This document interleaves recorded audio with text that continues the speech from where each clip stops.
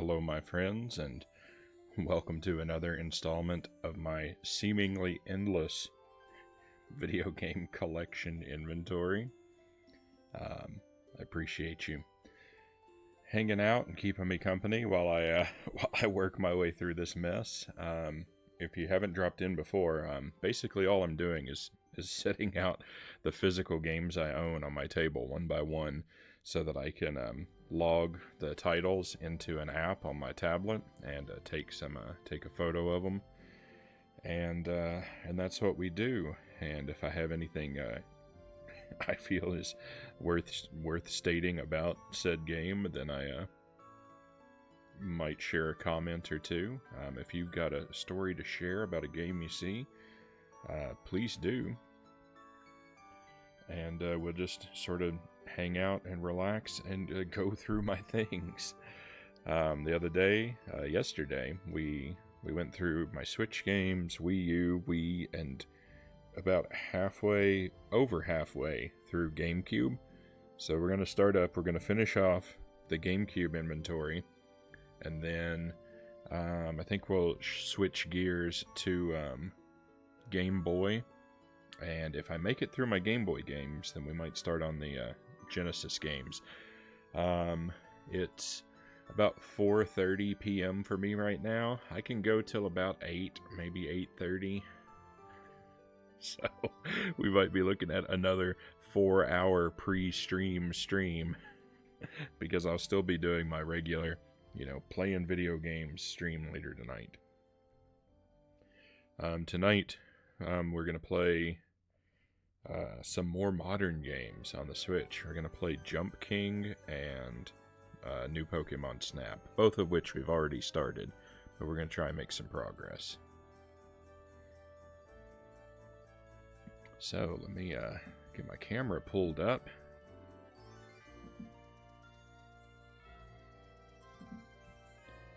And we can get rolling. So I don't have a lot of comments to make on a lot of the games, because a lot of them are games I've never played. I spent a long time, there was a huge chunk of years where I basically during college and afterwards, while I had lots of money for buying games, but I had no time for playing them. So while I've never stopped collecting, I've rarely had the time to work my way through a lot of my collection.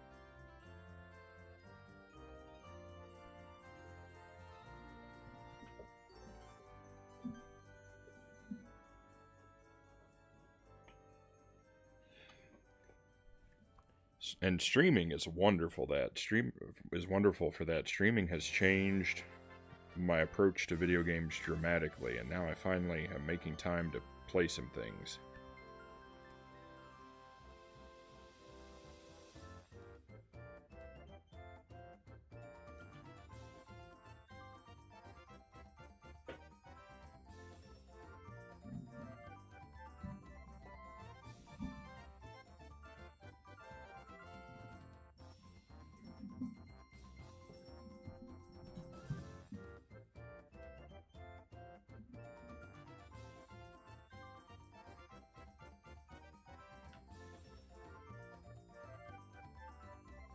Hello, Lucent Jelly. Welcome to the stream.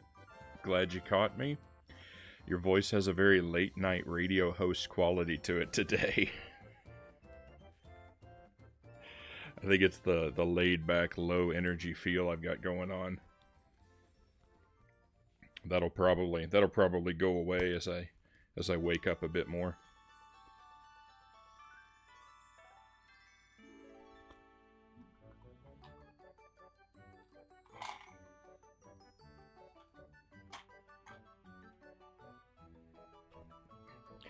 Sorry, I got a lot of stacks of things around here off camera. You can't really see. I keep shifting stuff around. That's what's causing a lot of the hold up here. I need a place to stack my manuals and whatnot.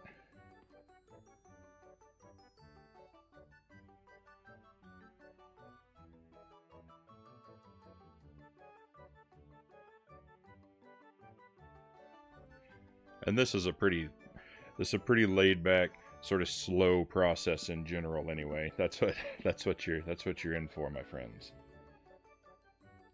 So last time we left off with Metroid Prime 2.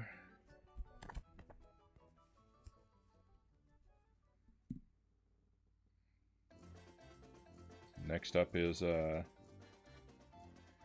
Mortal Kombat Deadly Alliance.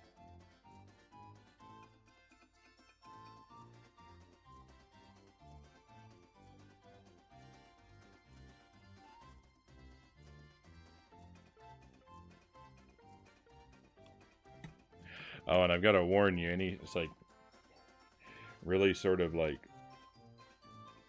hardcore collectors. A lot of my discs are in sleeves. I have a lot of loose games.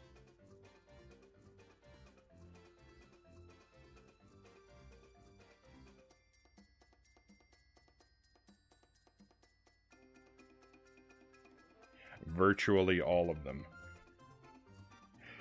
That's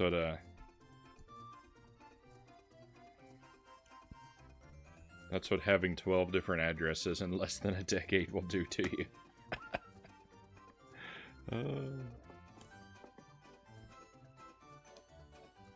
Have fun looking through your treasures. I'm on my lunch break, but I saw you were on and wanted to say hi. Hey, thanks for stopping by.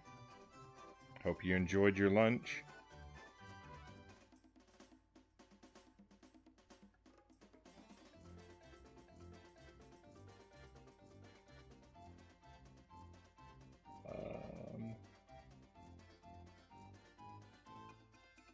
This looks like it says Naruto Clash of Ninja.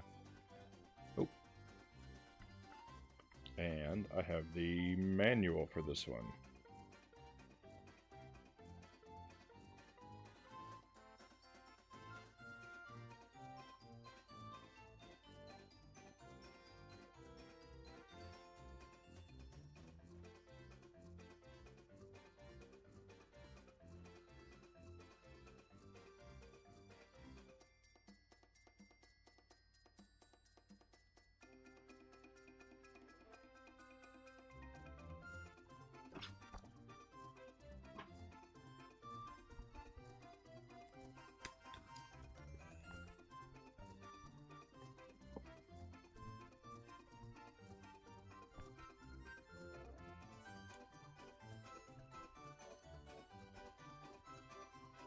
Pac-Man World 2. I've never played Pac-Man World 2. I know a little bit about it. I've never played any of the Pac-Man World games, but I've seen gameplay from Pac-Man World 1, and that one looks like a lot of fun. I think if I can ever track down a copy of that one, I think I'd really enjoy it.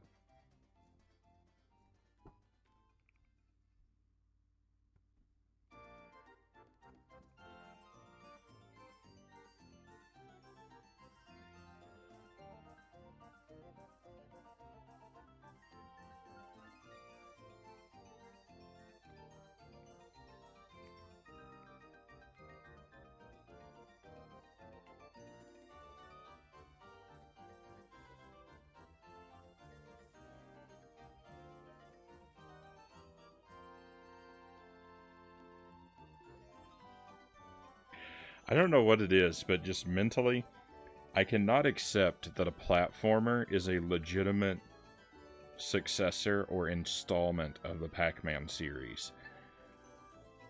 Like, I don't know what it is. It's made by Namco, like, it's officially, like, you know, Pac-Man World, like, you know, like there was Super Mario Brothers and then Super Mario World, like they kind of did the same thing with the titling. Like, it's a bigger game, it's a sequel. But I just can't accept it. Like, I don't know what it is. Like, I can look at the original Super Mario Brothers, and I can look at Mario Sunshine, and I can be like, yeah, these are games in the same series. But I look at the original Pac-Man, and I look at Pac-Man World 2, and I cannot accept that they exist in the same series. Like, all of these Pac-Man platformers, they just feel illegitimate.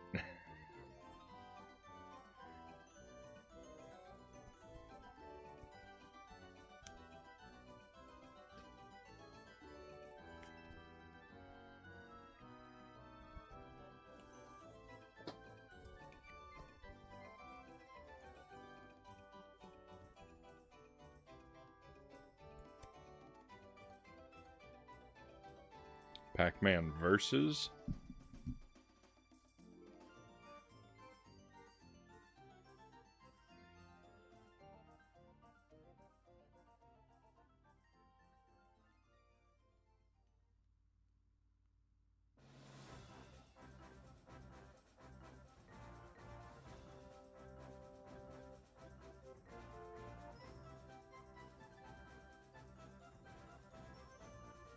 I think this actually came with the copy of Pac-Man World 2.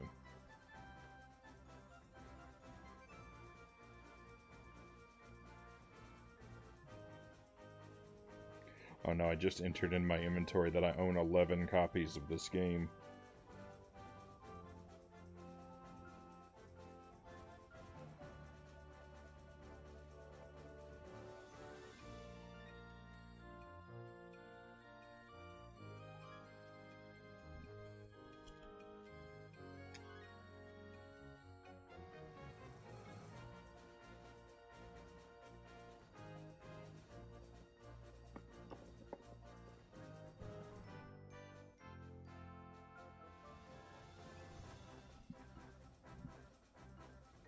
Pikmin. I've never played any of the Pikmin games.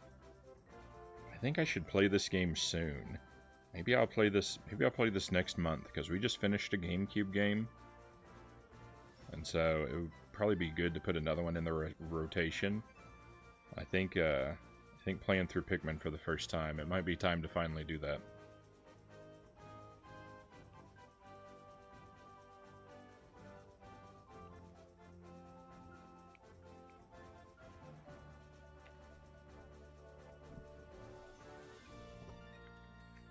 And I have the Pikmin manual, which is good because I don't know how to play, like, Pikmin seems to be like a strategy type game, and I don't really know, like, I've never really played a game that's sort of heavy on strategy like that, so the manual may come in very handy for me.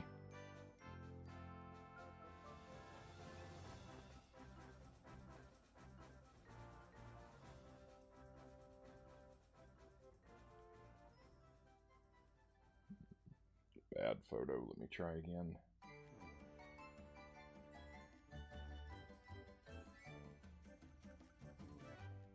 Much better.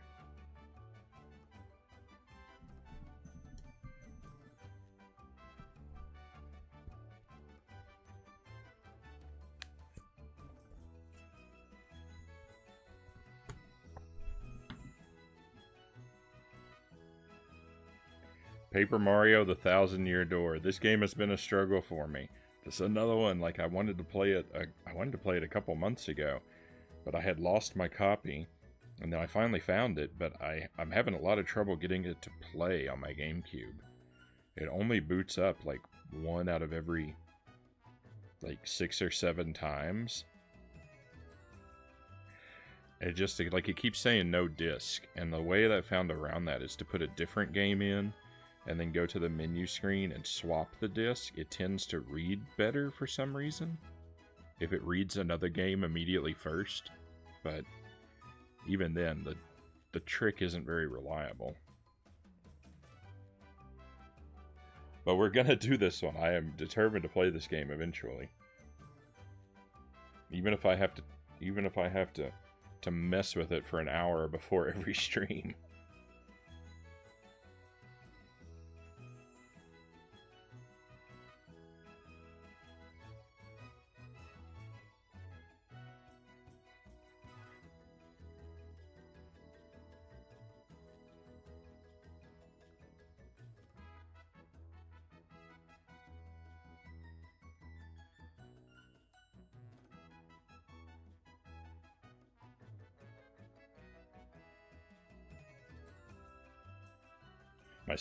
My sister actually offered to mail me her copy to borrow, so that I could do it on stream. And so, in the worst case scenario, I can take her up on that offer. But I haven't yet because I don't want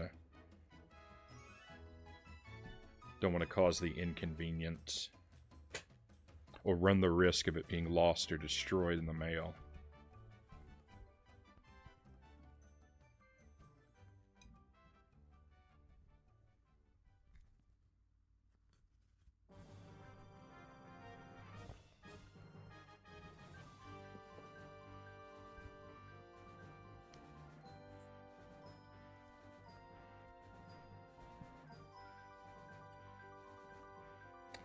Pokemon XD Gale of Darkness. I don't even know what this game is.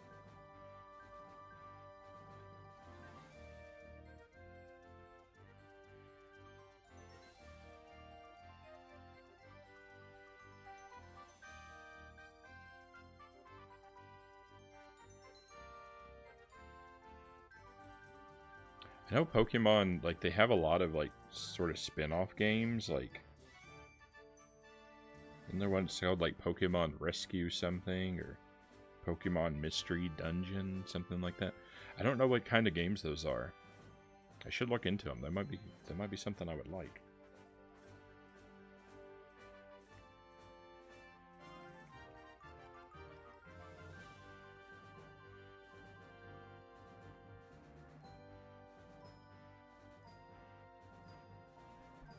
Without really knowing what any of the games are like, I am intrigued by the idea of games set in the world of Pokemon that are not turn-based RPGs.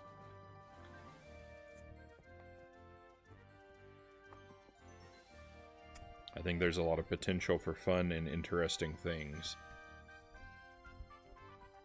Like Pokemon Snap.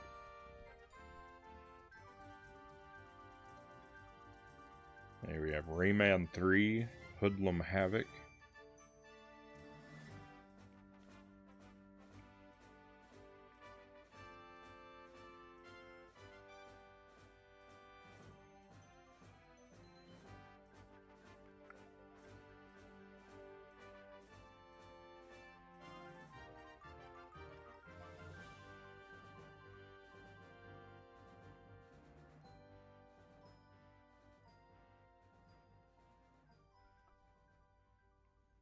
I don't really think of GameCube games as being appropriately retro. Like, I know I'm in the retro category right now, but that's because I plan to be doing inventory of games that I consider to be more authentically retro for the majority of the stream. I've just got to get these knocked out first.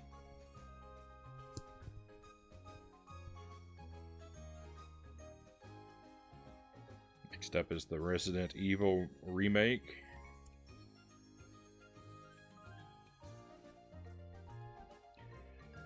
This is a game I've spent a lot of time with. It's been a very long time since I've played it, but back when it was new, I was very into this game.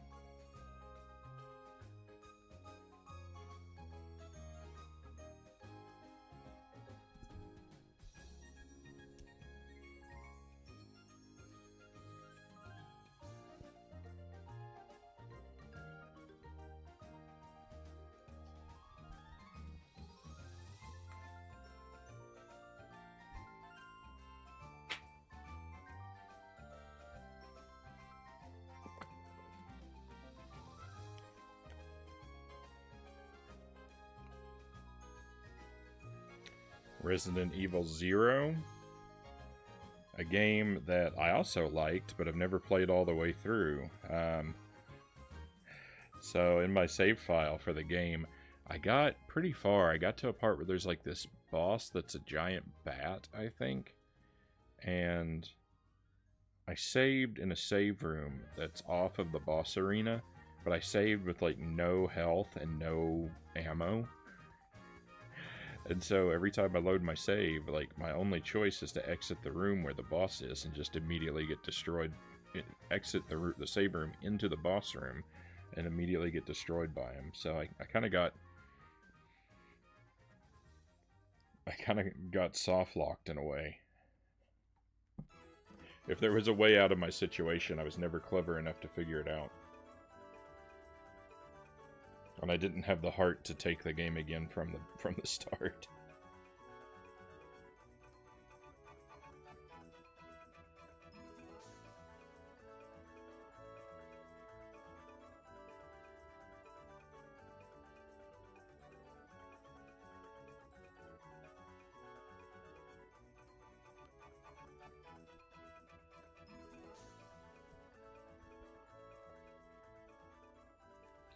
But maybe we'll go through Resident Evil and Resident Evil 0 sometime. When I was writing the little about thing for my Twitch page, where I said that the stream is family friendly, but the games are sometimes not. It was these two Resident Evil games are what I had in mind for examples of mature rated games that I might want to play on stream.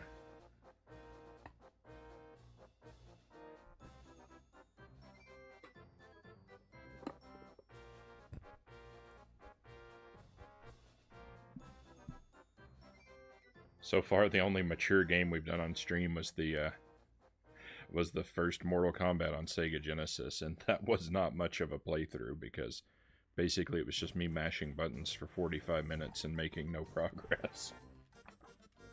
I'm terrible at fighting games. Here we have Second Sight.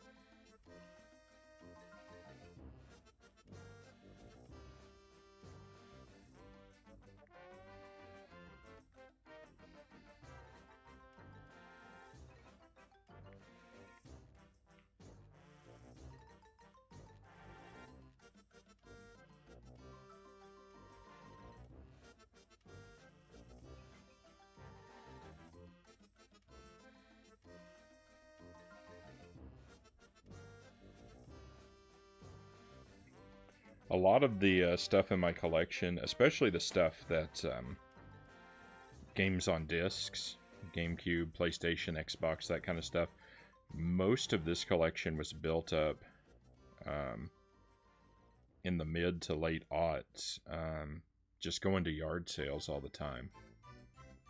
Like, as often as possible, I would just cruise around town visiting yard sales and look for people selling used games, and I'd pick up all kinds of stuff I wasn't even really interested in, just because people would usually be selling them off cheap.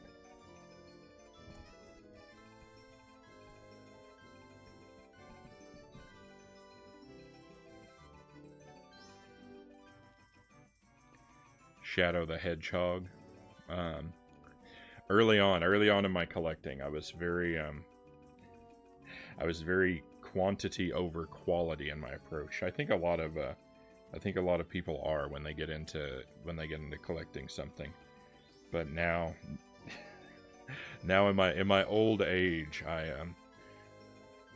have retooled my philosophy, and I try very hard to only buy things that I legitimately want to play.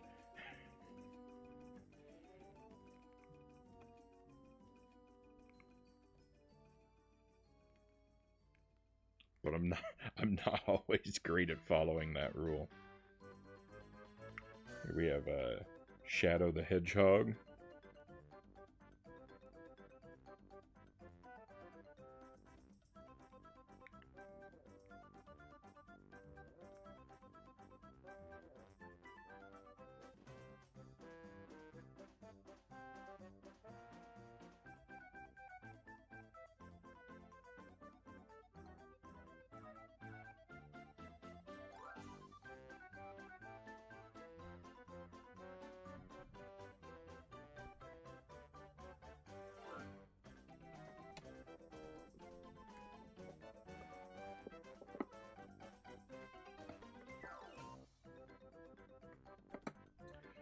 Seeing this here.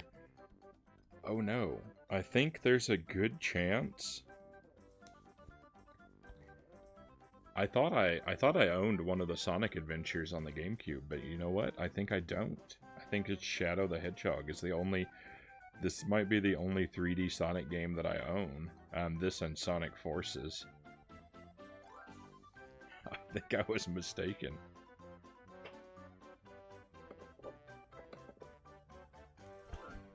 So 3D Sonic on stream may be even farther off than I thought.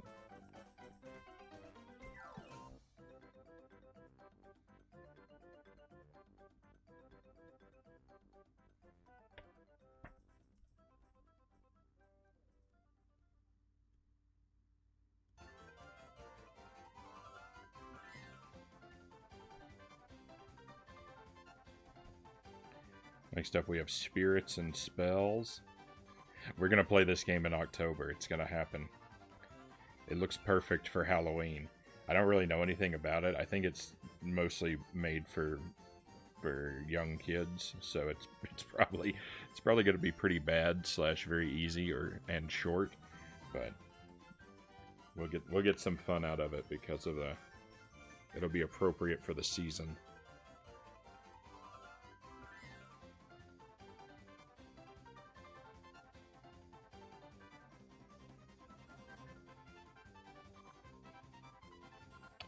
When games are spelled with an ampersand like this in it, I'm never sure if I should use the symbol or if I should spell out the word and.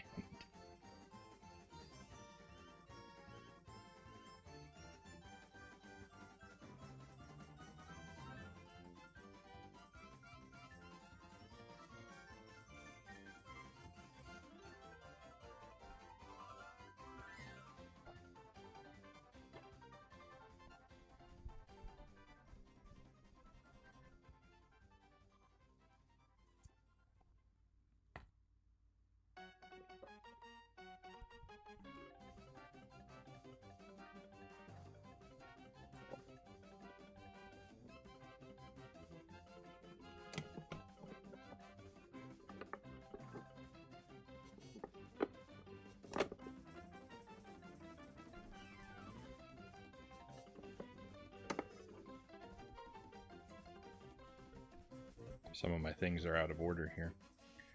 Star Fox Adventures.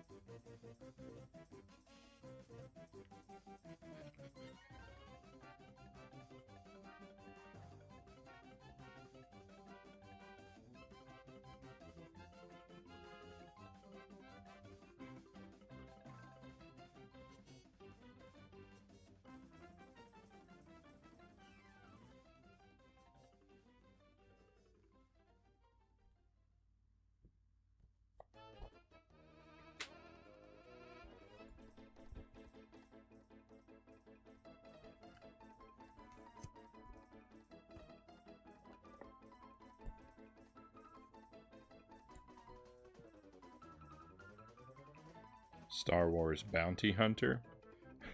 For someone like I say, I'm not a very big Star Wars guy. Like, I like it all right, but I don't really feel the need to watch all the movies and consume all the media. I sure have a lot of Star Wars games.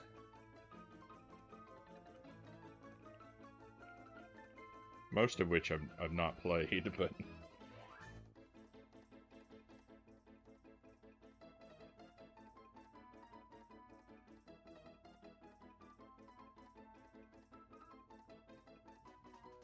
So this is Star Wars Bounty Hunter.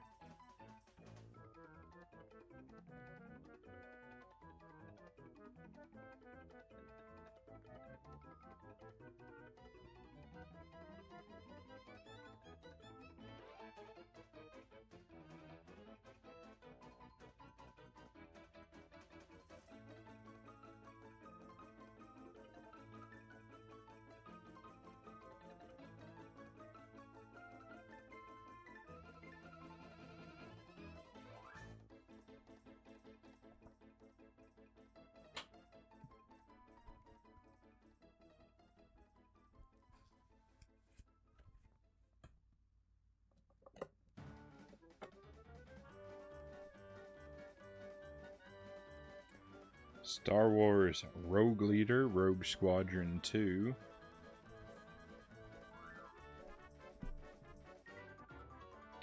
I don't know if I ever made it all the way through this game. I know I spent a lot of time replaying the first several levels.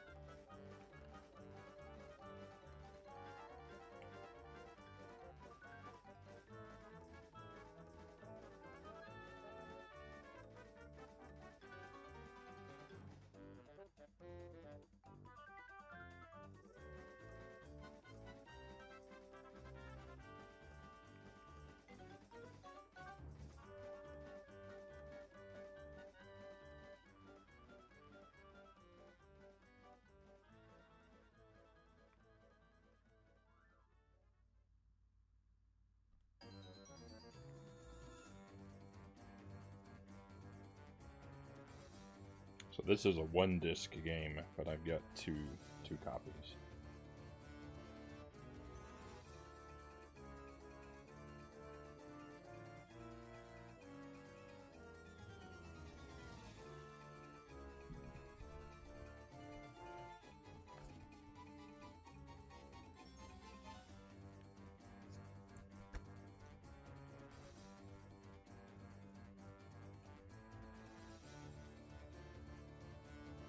I'm trying to think how I ended up with a second copy of this game. I think that I got the second copy of Rogue Leader because it was inside of a Wii that I bought used. I'm not sure if this was the game or not.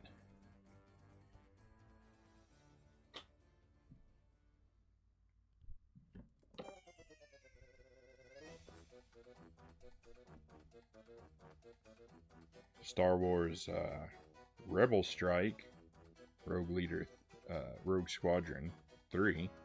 This one I've never played.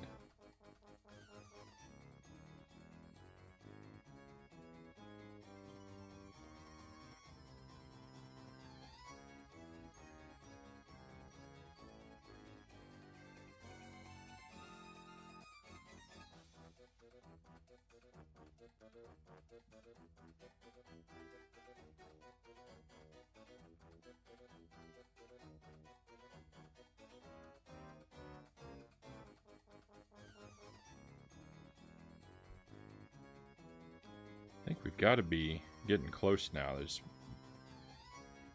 I think there's less than 10 games left.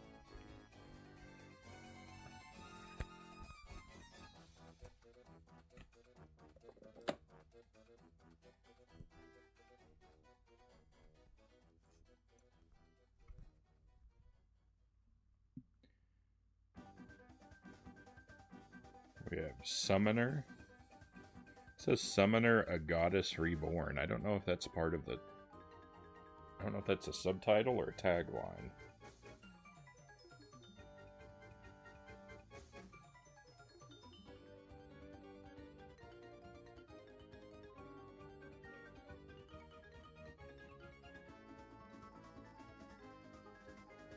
Looks like a subtitle.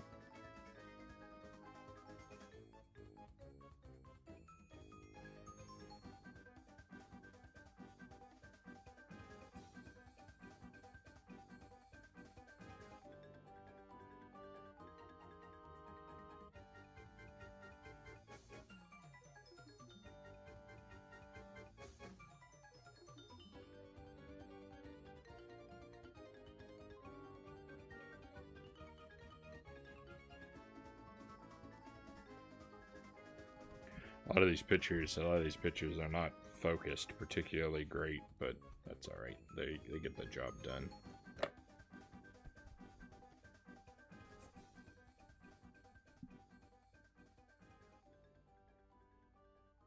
We got Super Mario Sunshine.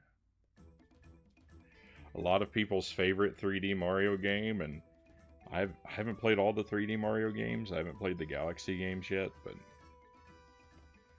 Mario Sunshine's probably my least favorite 3D Mario game.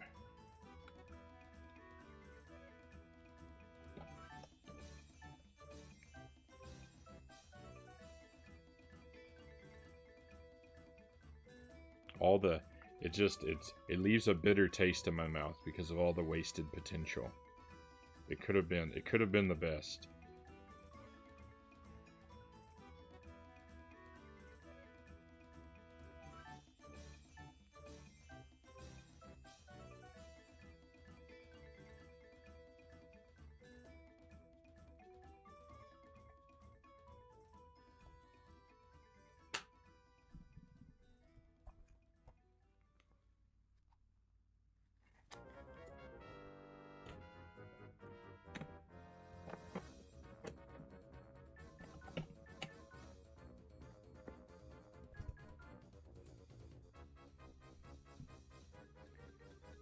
Super Monkey Ball 2.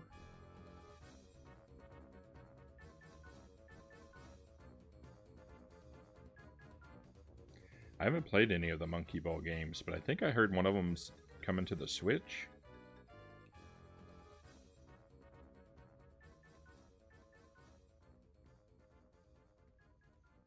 Maybe if I check this one out and like it, I'll pick that one up too.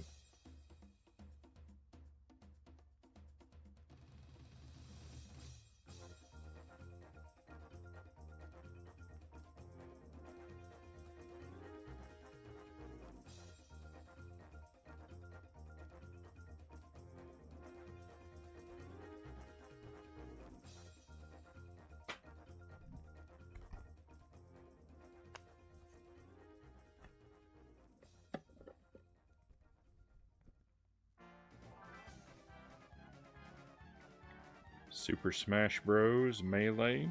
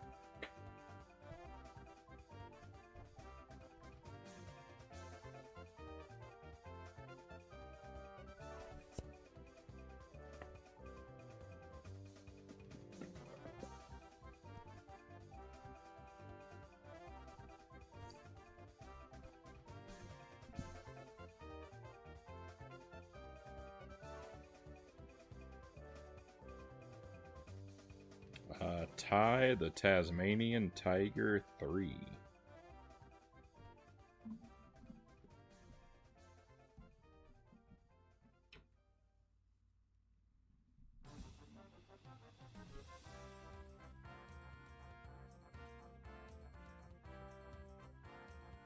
Oh no.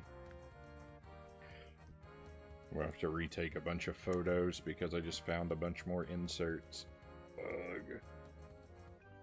They weren't properly alphabetized.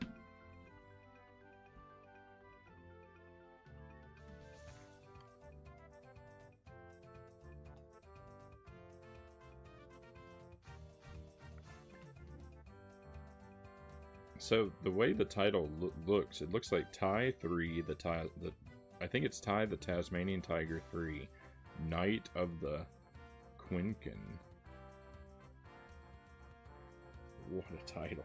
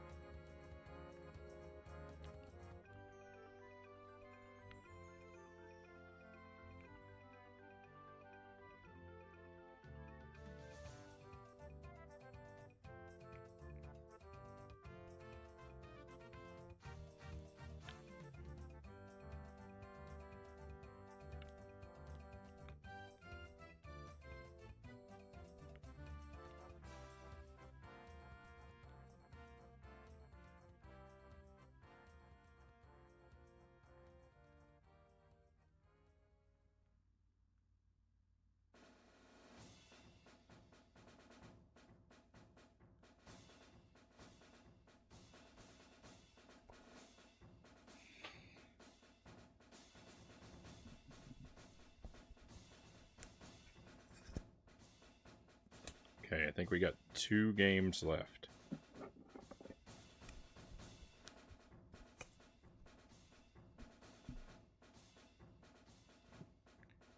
We got Vex.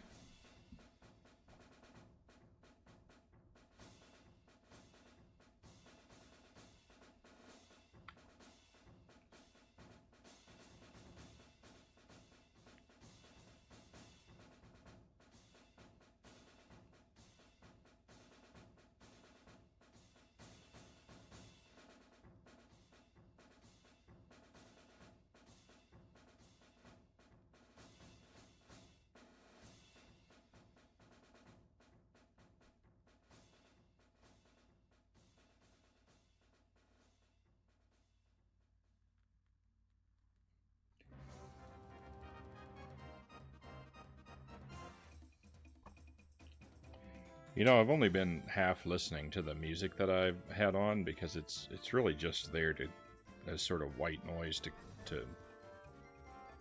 be filler. But I think I definitely like the Mario Party 5 music less than the other ones.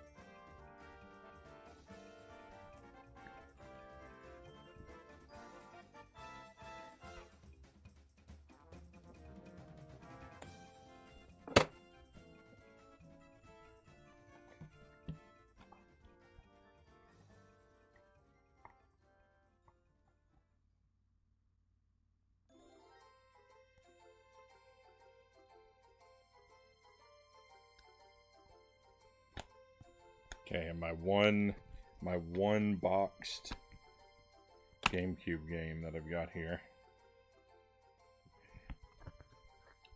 I don't know why this one has a box.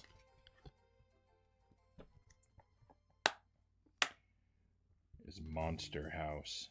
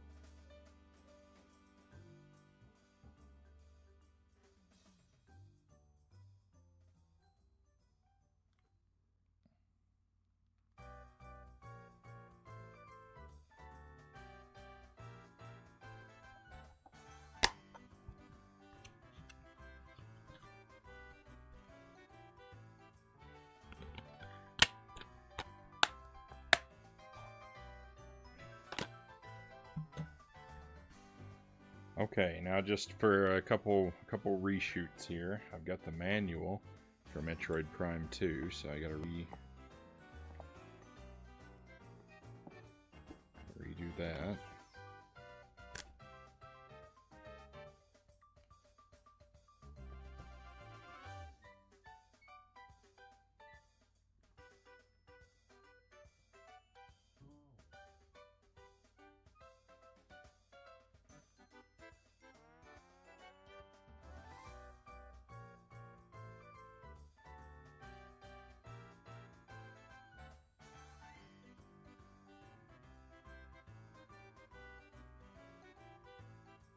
Actually, I got the manual separate from the disc for Metroid Prime 2.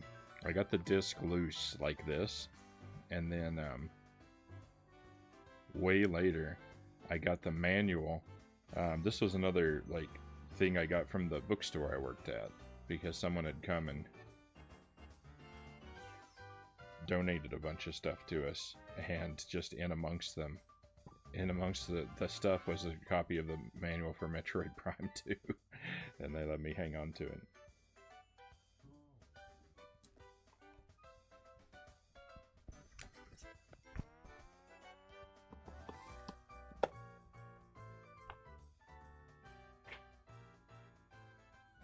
Okay, and Godzilla. I've got a manual for Godzilla, so let me find that one.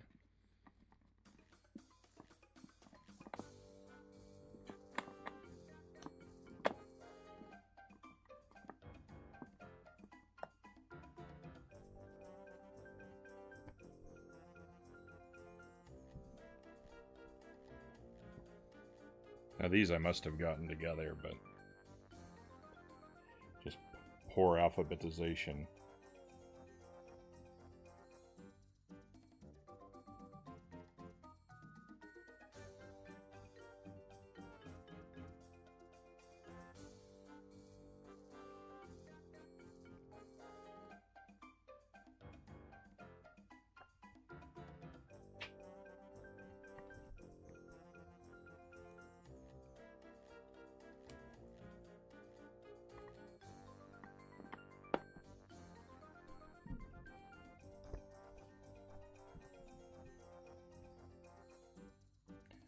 got the Pac-Man versus play instructions.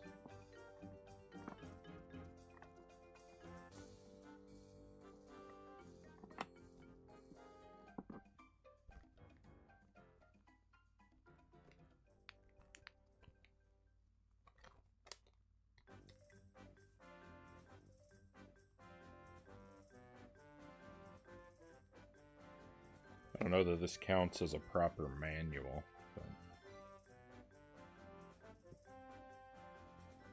it is an insert and I do have it, so it should be in the photo.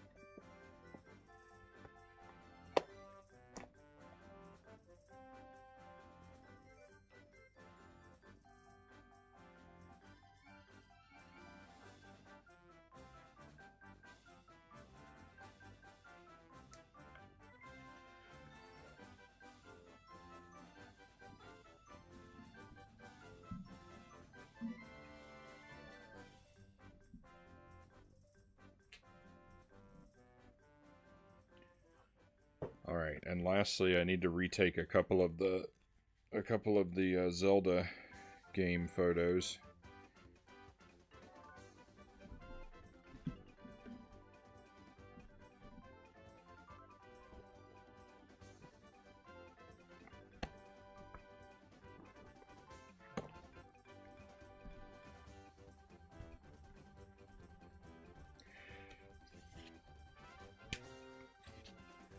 Is it worth the trouble to retake these? Not really. But I gotta do it anyway.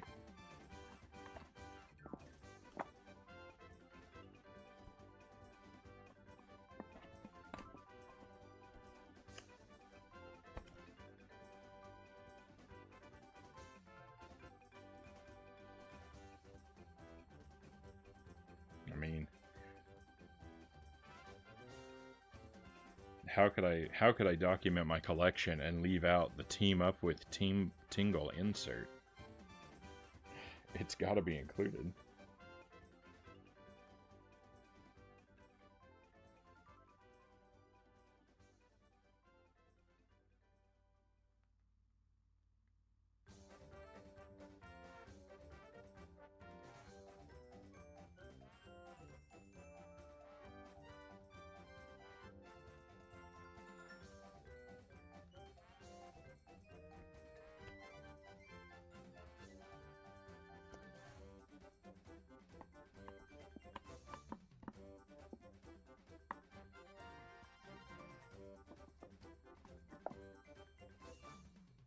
Okay, now here we are at the very...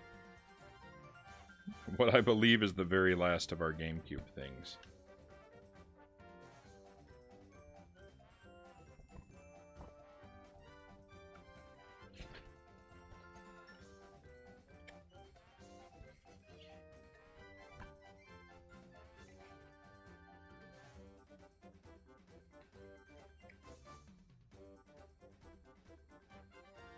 A reshoot of the Ocarina of Time disc.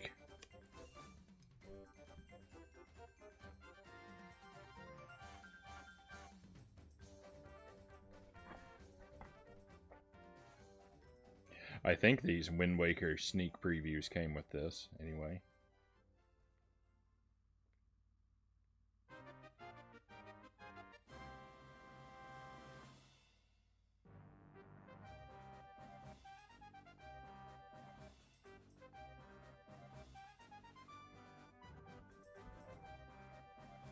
Oh my goodness, and there's another manual. Where is that?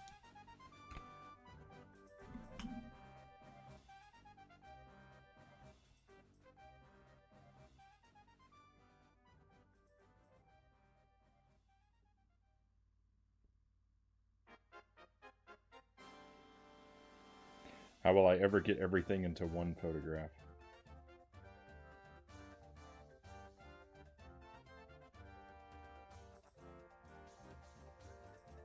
That's good enough.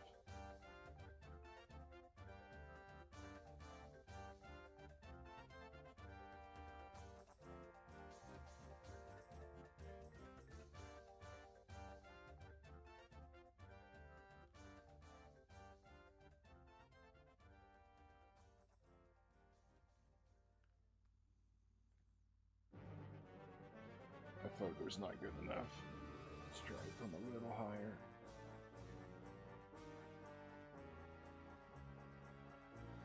Perfect.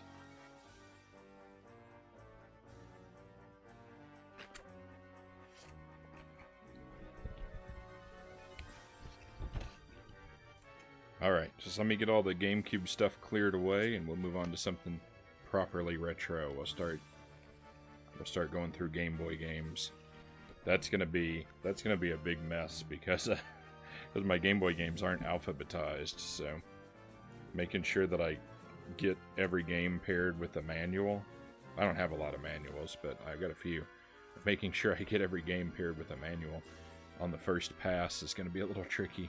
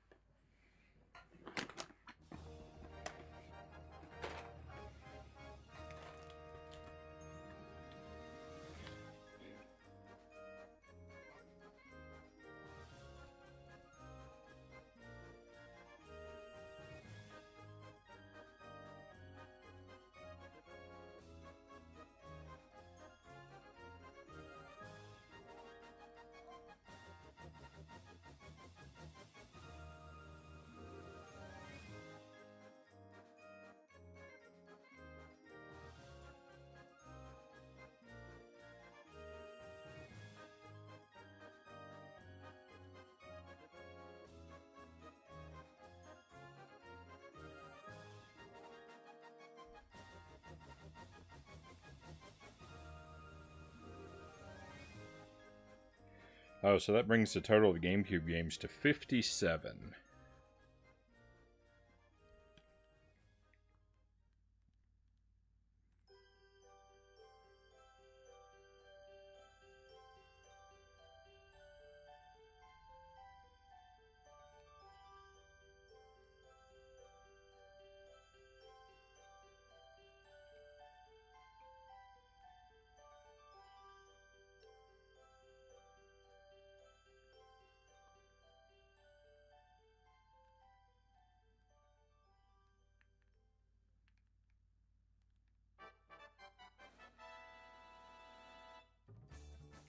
So you can attach sort of metadata to your items in the collection in this app.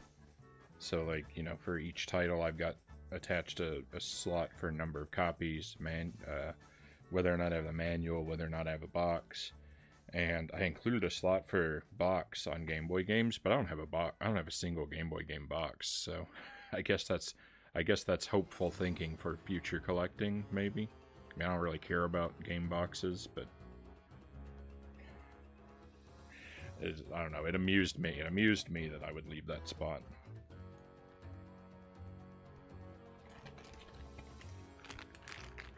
Okay, we're gonna try and do the original Game Boy games first. First up, we got a Castlevania: The Adventure. I love this game. Everybody hates it, but I love it.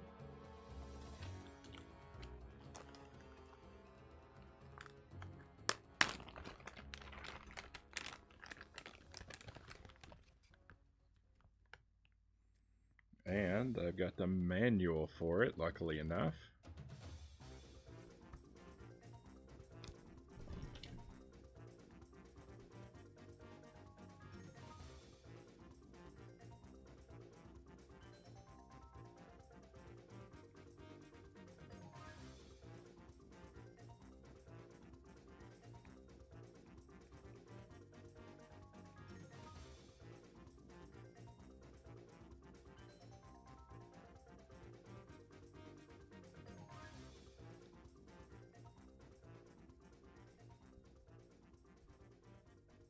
Beautiful.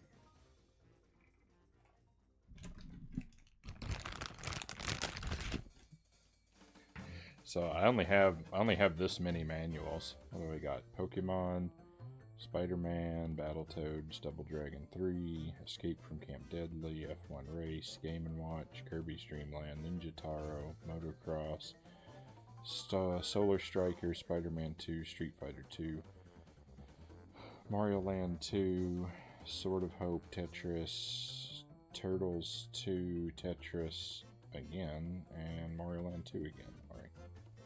I just wanted to do a look through them since, again, they're not alphabetized. Hopefully a quick look through will help jog my memory when I get to a game that has a manual. We'll minimize the number of reshoots.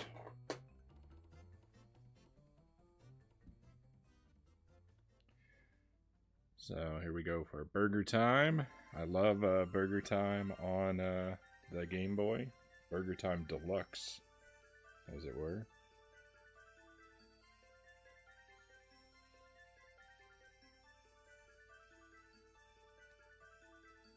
Did I say GameCube or Game Boy? Obviously, I meant Game Boy. So this, I had Tetris and I had Burger Time were my only two Game Boy games for a really, really long time. And I played Burger Time all the time. I played Tetris all the time too, but...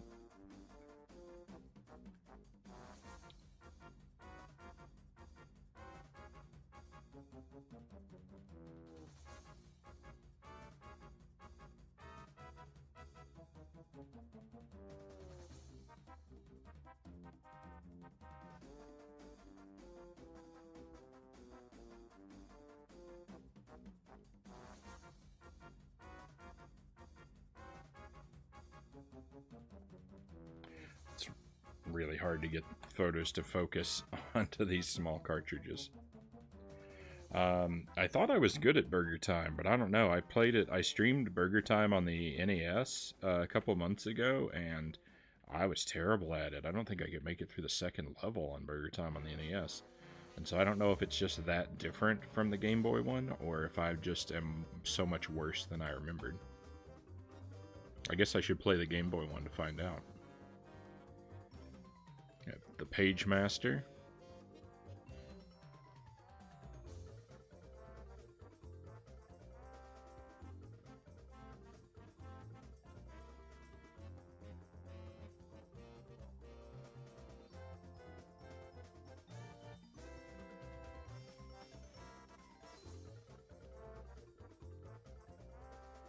Yeah, the focus is going to be real soft on all these pictures.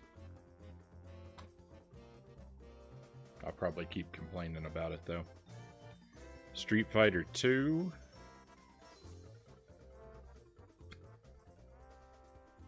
And I recall the manual for that one. I think this manual's missing the outside, like, cover.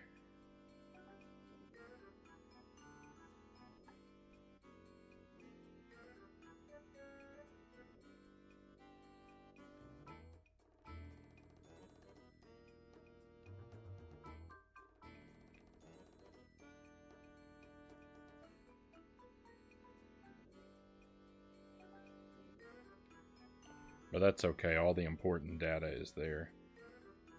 No notes. I should check the notes pages of all these and see if we find anything interesting. Not all of them have note pages, though.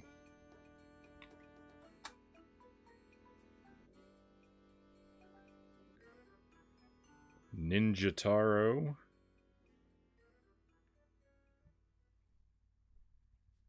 And I recall seeing the manual for that one as well.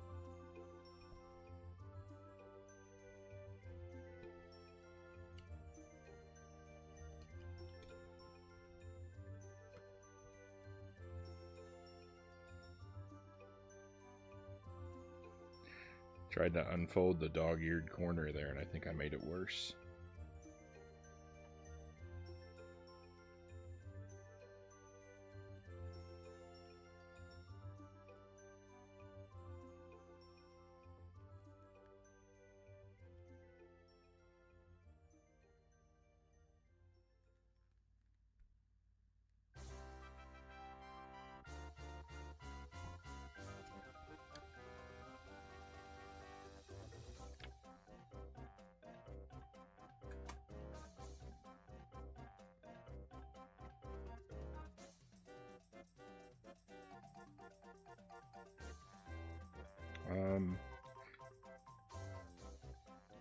Turok Battle of the Dinosaurs, I think is the subtitle. It's actually kind of hard to read.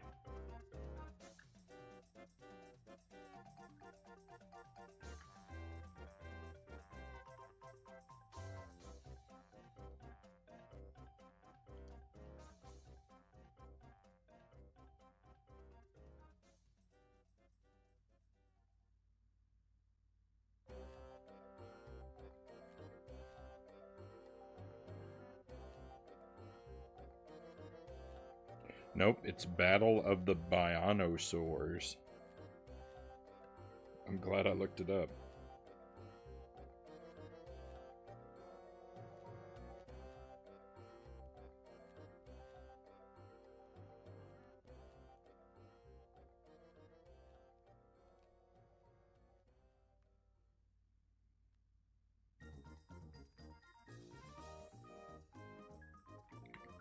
I'm gonna take this Ninja Taro photo again. It actually looks worse than I thought it did.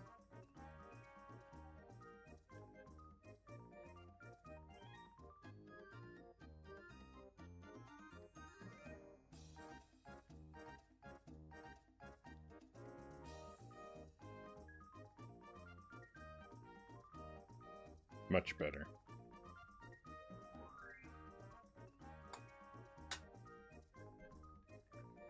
Try very hard not to be too precious about it. Like, I want the, you know, it's okay. If they're a little out of focus or whatever, it's okay.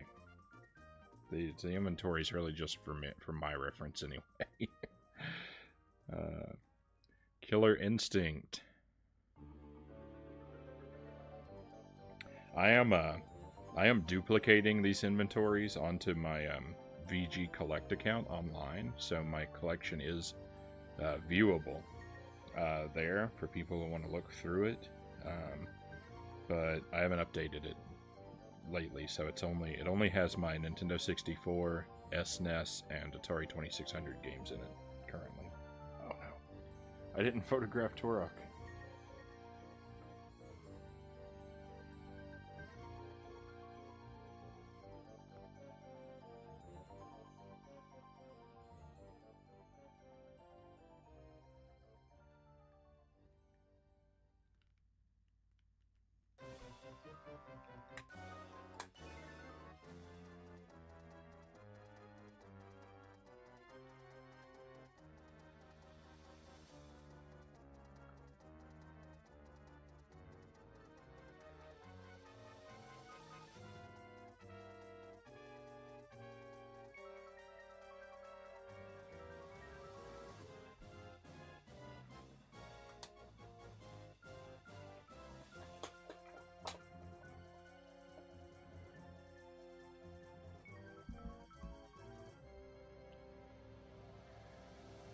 Sword of Hope.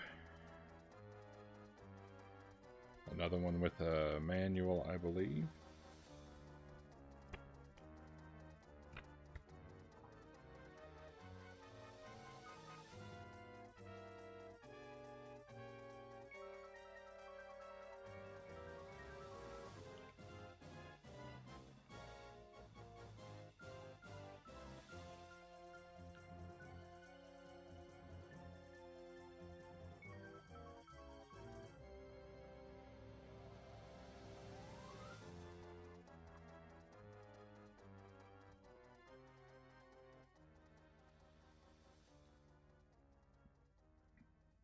Star Wars: The Empire Strikes Back.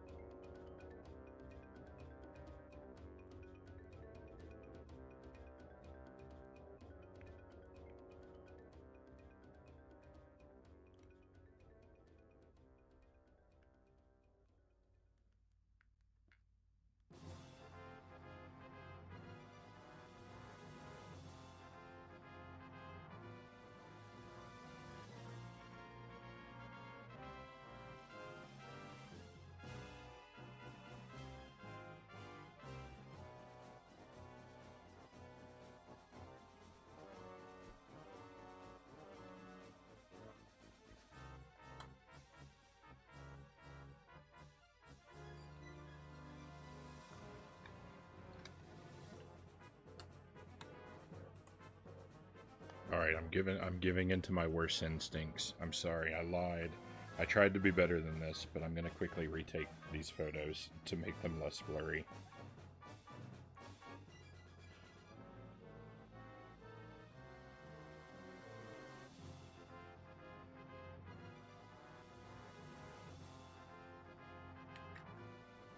Let this VOD be a record of my shame, my inability to control myself.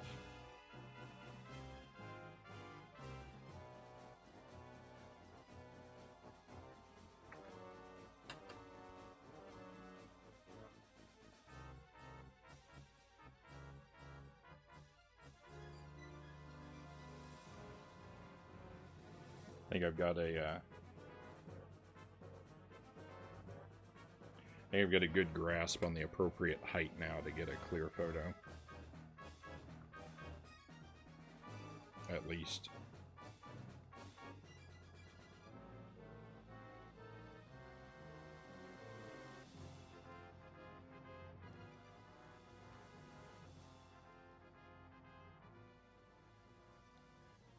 Okay, much better.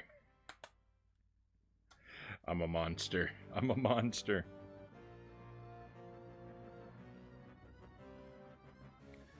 Okay, this one is Super Star Wars: Return of the Jedi. Now, isn't this irritating?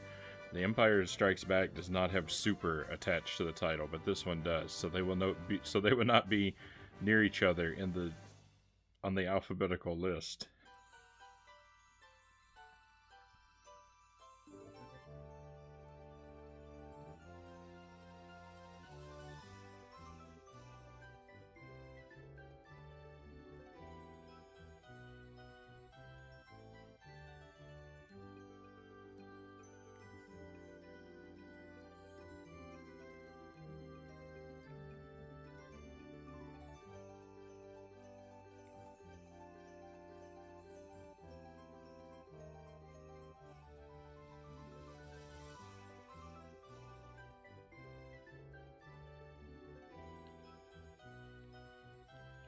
Yep, already. I've only done a handful of games, and already they're separated. There's Star Wars: The Empire Strikes Back, then there's Street Fighter 2, and then there's Super Star Wars: Return of the Jedi. I find that tremendously irritating. And we've got Bionic Commando.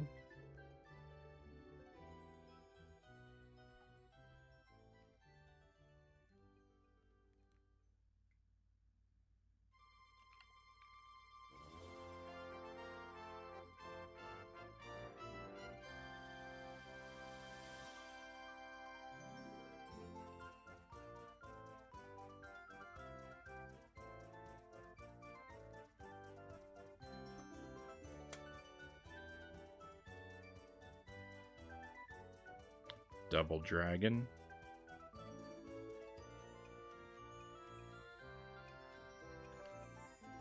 Here's a good question. I finally played and I finally beat the original Double Dragon on NES, and that's the only one that I've played. And now I have the sequel games on NES. I've got Double Dragon 1, 2, and 3, but I also believe I have Double Dragon 1, 2, and 3 on the Game Boy. So do I play through all 3 on the NES and then all 3 on the Game Boy, or do I stripe them? Do Double Dragon Game Boy next, then go back to the NES for Double Dragon 2.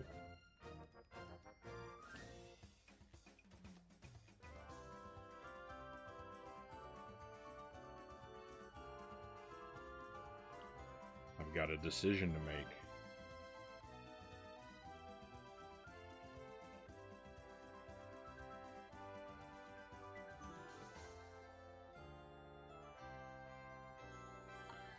Tetris Attack. I have a ton of games with Tetris in the title on the Game Boy.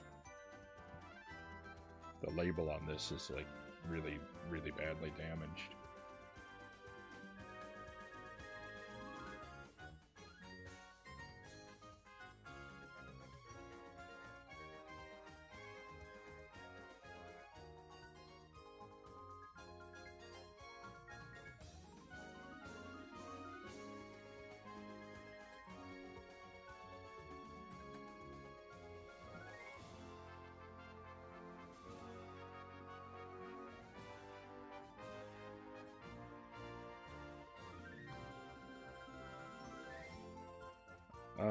Teenage Mutant Ninja Turtles, Fall of the Foot Clan.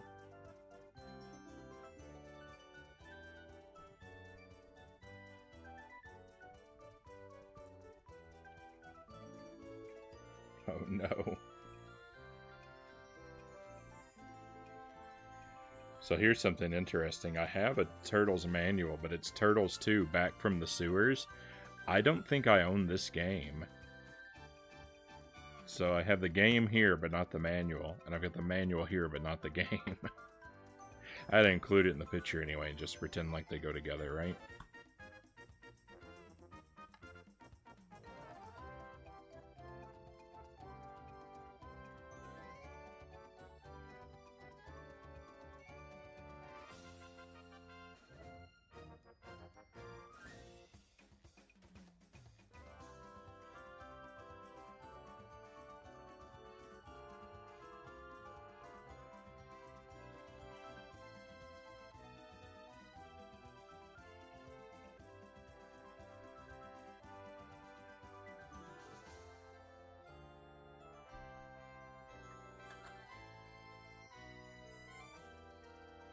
And the Final Fantasy Legend.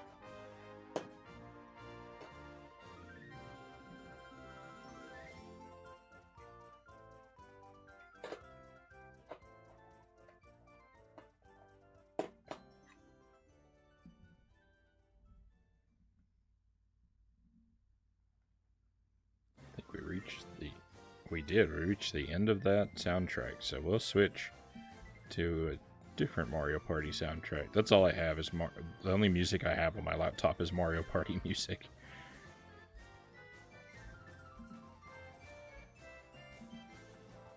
I need to get some other stuff, and I've only got 3 of the games, Mario Party 2, 4, and 5.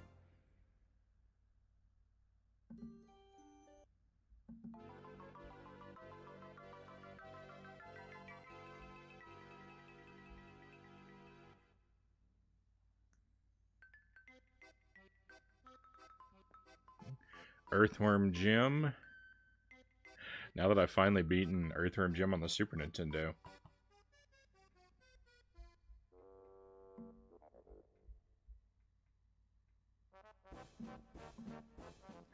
I'm inspired to make time for what I am sure is a nightmare of a game.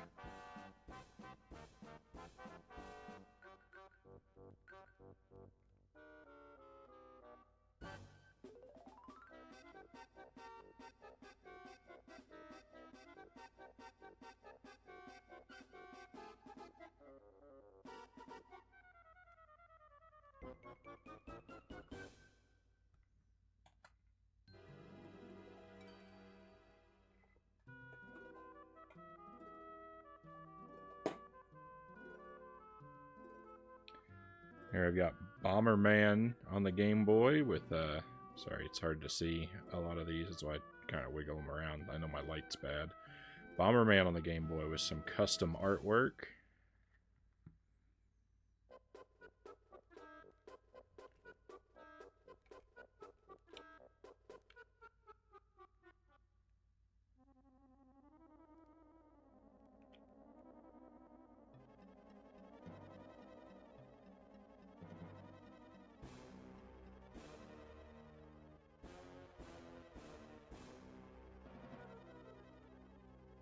And it actually is called Bomberman GB.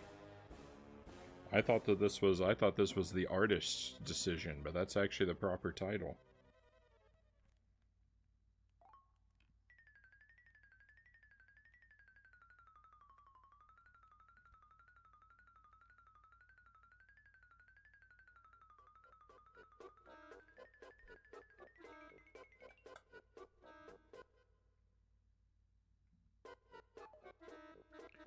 Oh no. Oh no, it just occurred to me I've got more Game Boy games somewhere.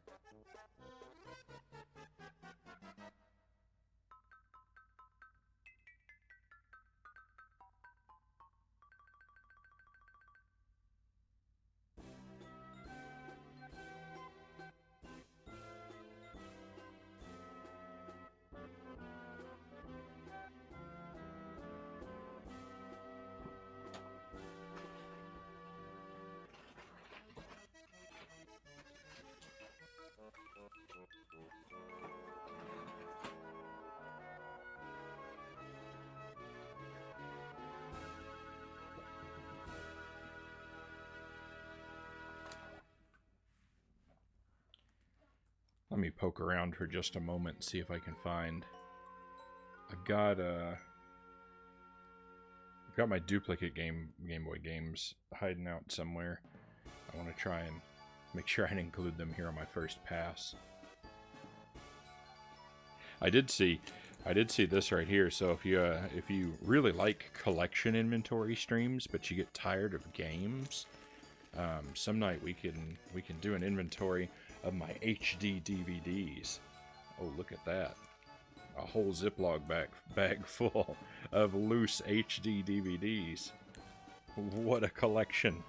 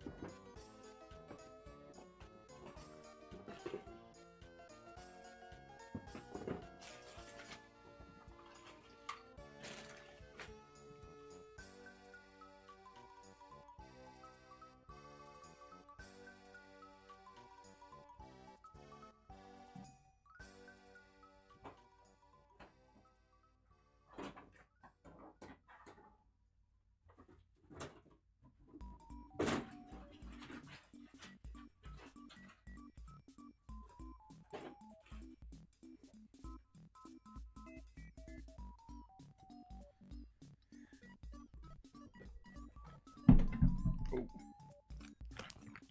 Sorry about that.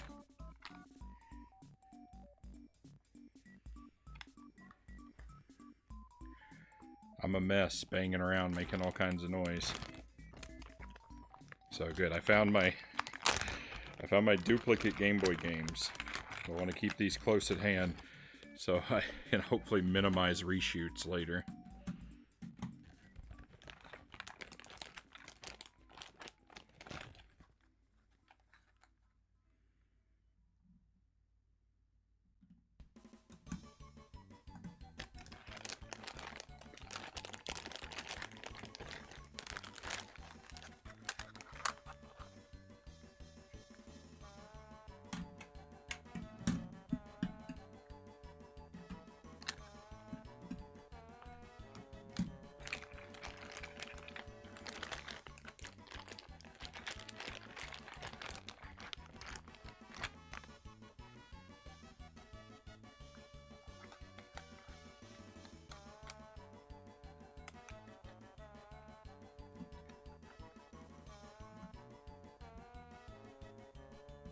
Okay, so what even made me notice it was came across my copy of Tetris and was like, oh no, I know I have two.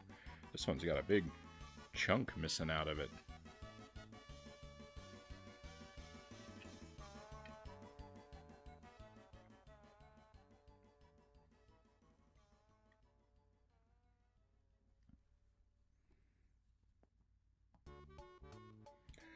Normally, you might be tempted to think, oh, well, that explains why he has two Tetris manuals, but I mean, not really. Not if I'm the kind of guy who has a Turtles 2 manual and no copy of the game.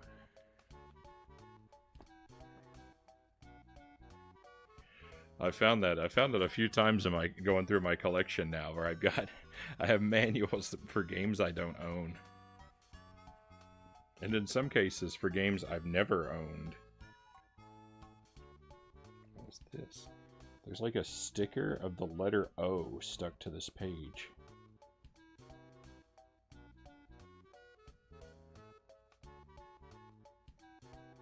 Where in the world would it have come from? Why is it there?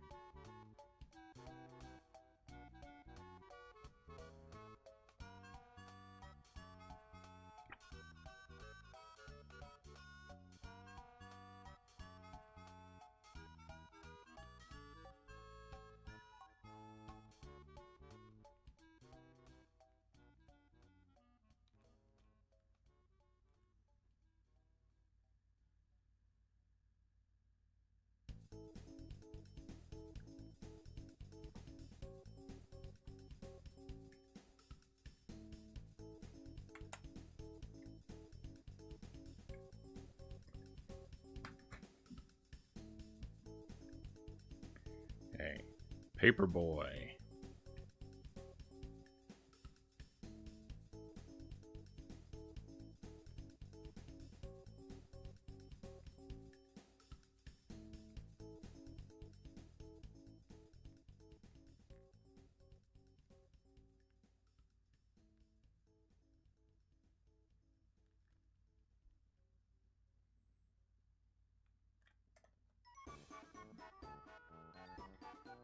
Tetris Blast.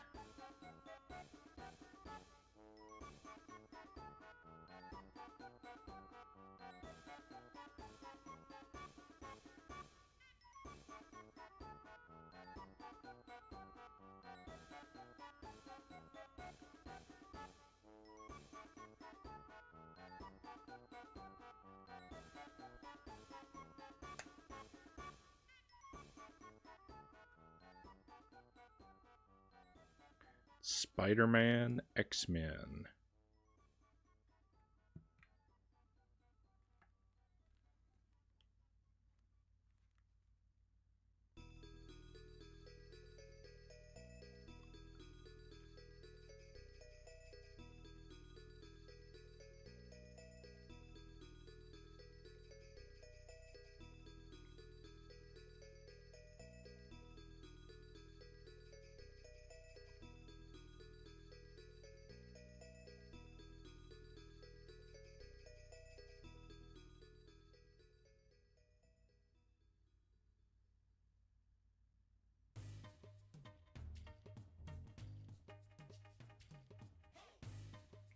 don't know if this is Arcade's Revenge or not. When I was trying to search the right way to type Spider-Man X-Men, and what comes up is Arcade's Revenge, which this might be, but it doesn't say it on the case anywhere. On the cart anywhere.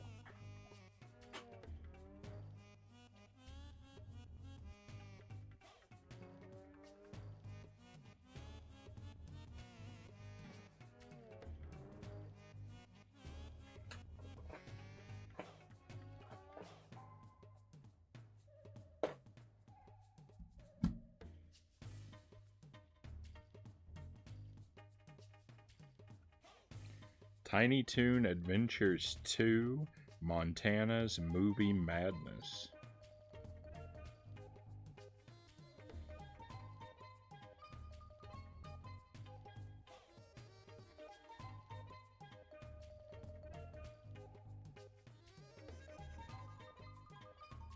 Most of the best titles in the collection will be toward the end. I mean, there are some have already been some good ones here, but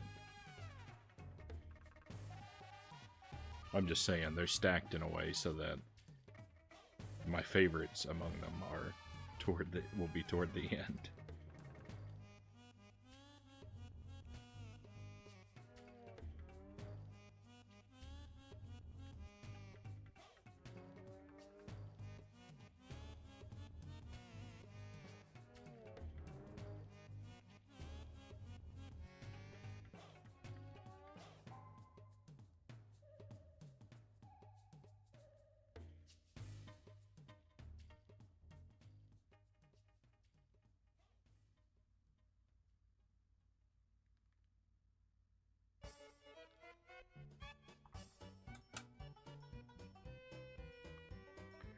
R-Type.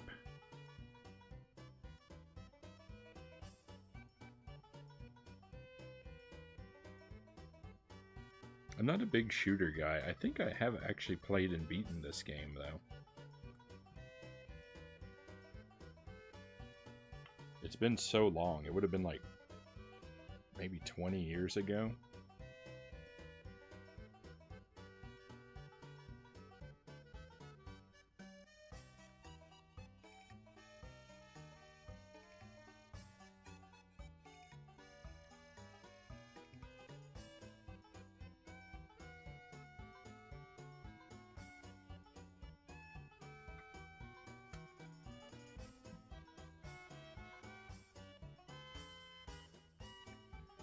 Mystical Ninja starring Goemon.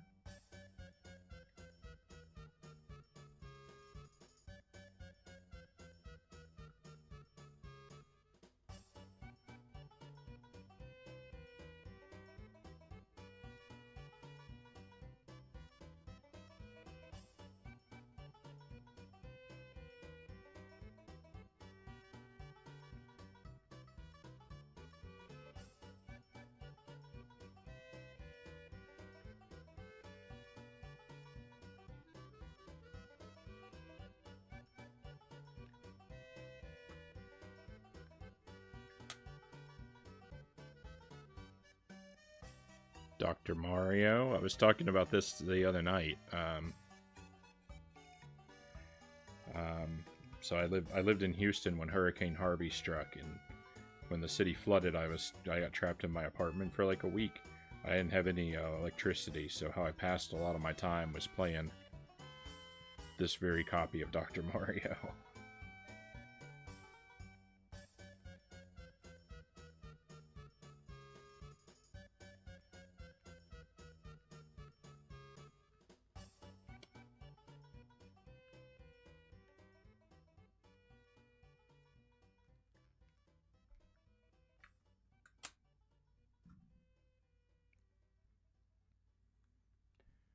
Mickey's Ultimate Challenge.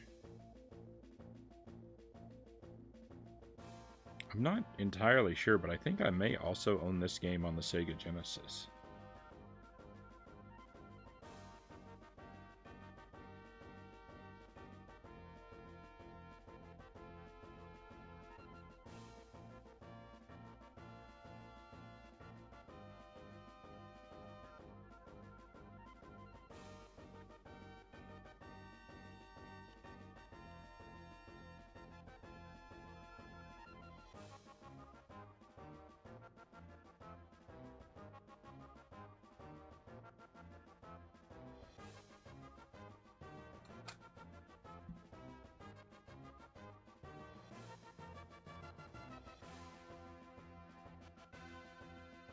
The Adventures of Rocky and Bullwinkle and Friends.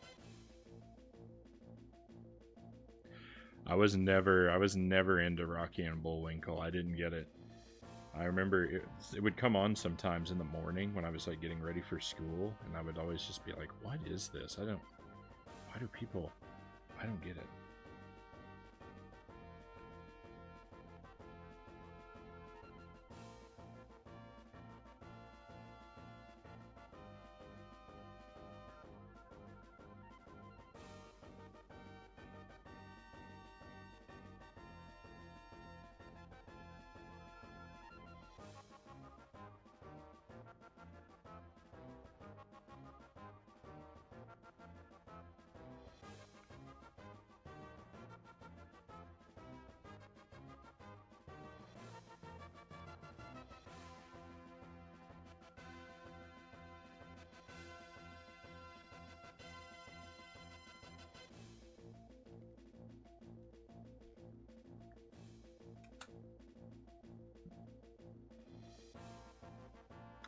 And Star Wars.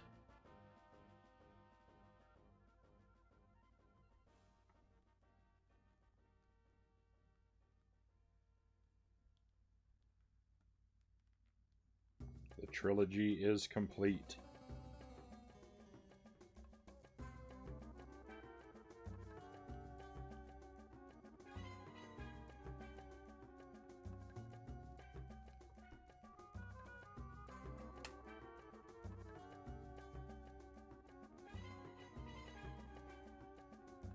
Stargate.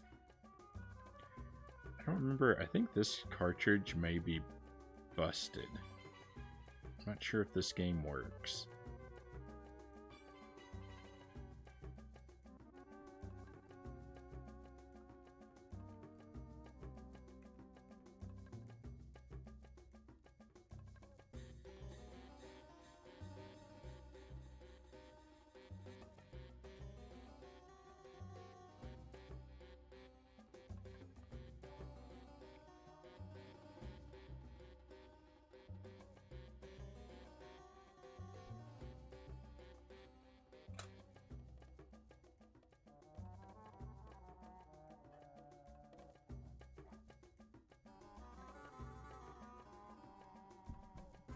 Take another look through the manuals here just to make sure we haven't inventoried something and forgotten it. I don't think so. It's looking good. Oh. Next game up has a manual though.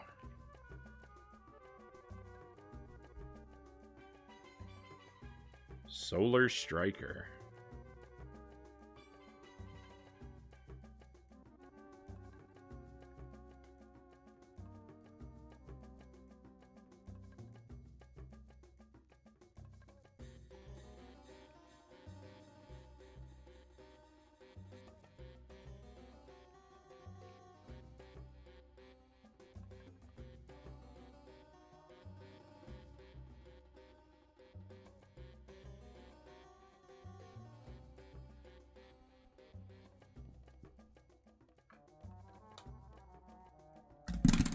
Oh.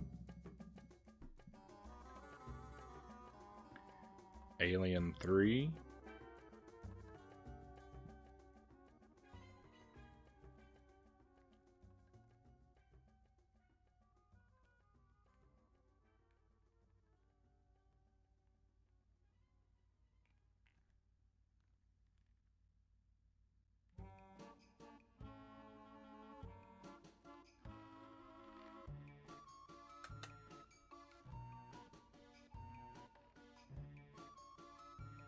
Bart Simpson's Escape from Camp Deadly. Now, I don't remember when I got this game. I did not have this game as a kid. Oh, hang on the back here. It's got codes on the back. Someone put a sticker on the back. It's got a code for infinite lives, no loss of chocolate candy, start new lives with 9 chocolate candies, or infinite boomerangs. Huh. This looks very professionally printed. I wonder if the game came with these codes printed on the back, like, officially? Or who put these here? Well, you know what? The sticker is a little ragged on one corner. Maybe it wasn't an official thing. But it's... Well, I mean, it's gotta be. Down here, it's got a... Hang on. Bart Simpson's Escape from Camp Deadly is a trademark of 20th Century Fox Film Corporation. Copyright 1992. Louis Galoob Toys Incorporated. All rights reserved. Like, no way. No way someone sitting at home making a code sticker on their own computer is going to include the copyright data. So this is... It's got to be official in some capacity. Weird. I've never seen that. Oh, but what I was getting at, I didn't own this game as a kid. I don't remember when I got it. The only Simpsons game that I owned and played as a kid was Bartman Meets Radioactive Man on the NES. Which is a pretty bad game, but I played it and beat it on stream several months ago.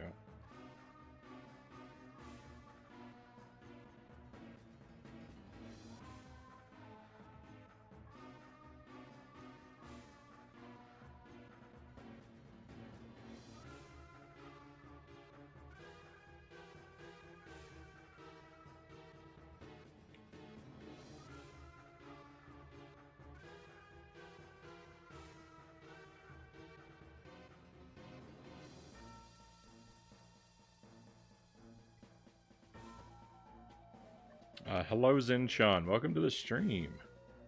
I'm glad you're here. I never liked any of the Simpsons games on Game Boy. I've never played it, so I don't have an opinion. But from what I understand, most Simpsons games are pretty garbage, right? I think Hit and Run is supposed to be good. But I mean, when I'm talking about like retro Simpsons games.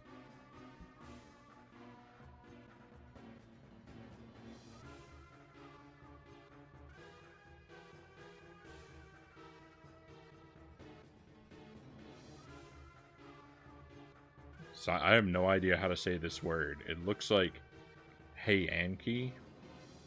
Alien. Heianky is what it looks like. The font's a little difficult to read.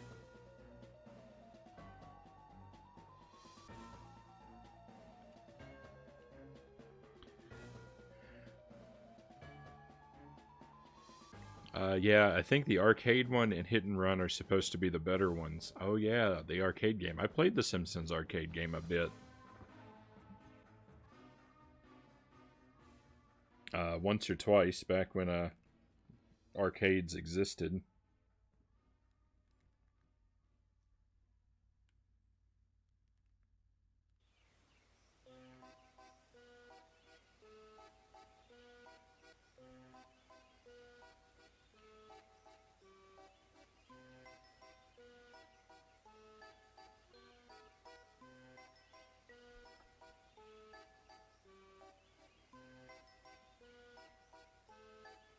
Oh, yeah.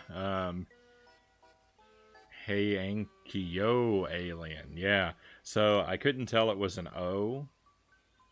The letter O in the title has like a monster head poking through it. There's probably no way that you can see that. But, so I didn't think it was a letter. I thought it was just a little symbol. So thank you for that.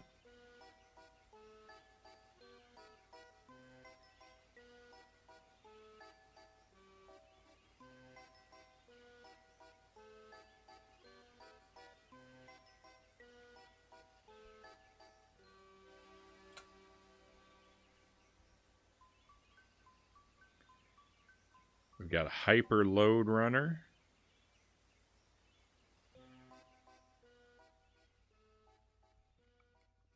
When I was in middle school, I've mentioned this before, when I was in middle school, a friend of mine had a version of Load Runner on his PC, and we had a great time playing it, and I've never been able to find that exact version of Load Runner again. Maybe I'm misremembering it, and I'm looking for a game that doesn't exist, but every time I come across a copy of Load Runner, they're just not quite the same as the one I remember.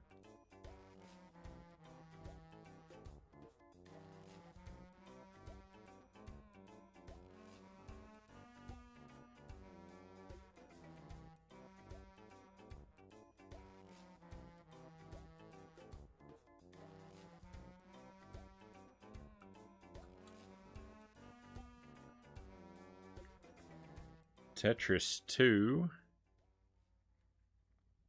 So I have all these Tetris games on Game Boy. Tetris 2, Tetris Blast, Tetris Attack.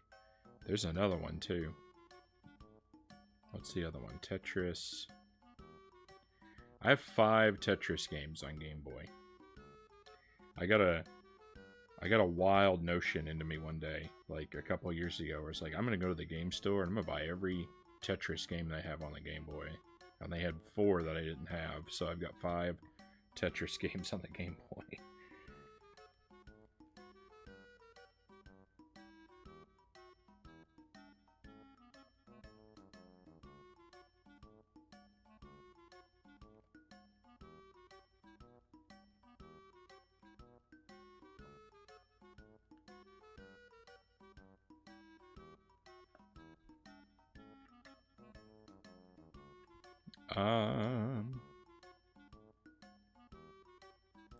I'm not sure if I remember seeing it, but do you own Goemon and Super Nintendo? I do not.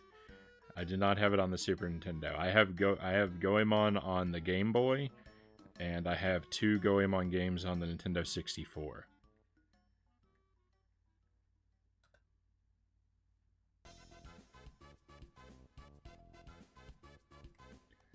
Bubble Ghost.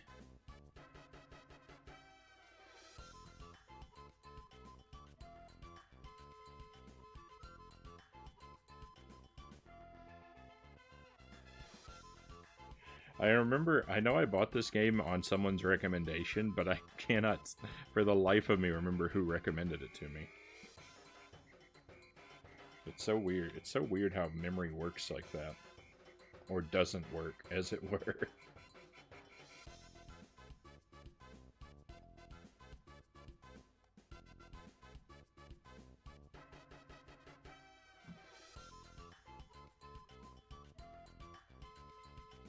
Adventure Island 2, Aliens in Paradise.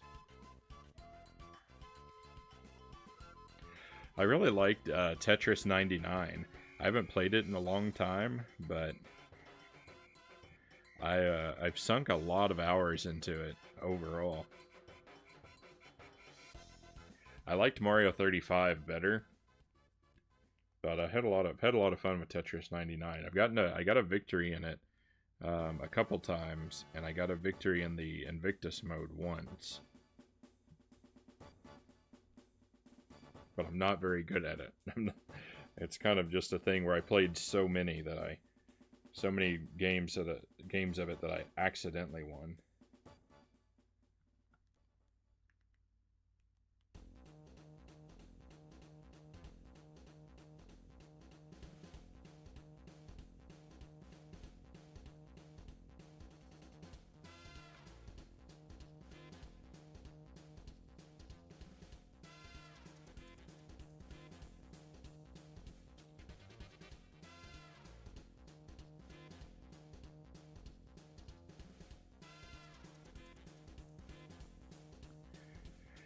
Never got the chance to play Tetris 99. Did they take it down? Is it gone now?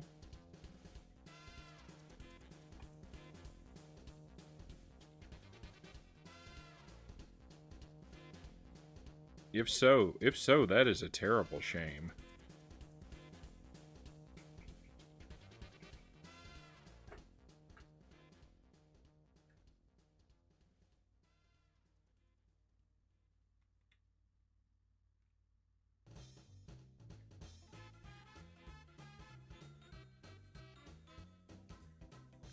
Oh, I've got something coming up here that's really irritating.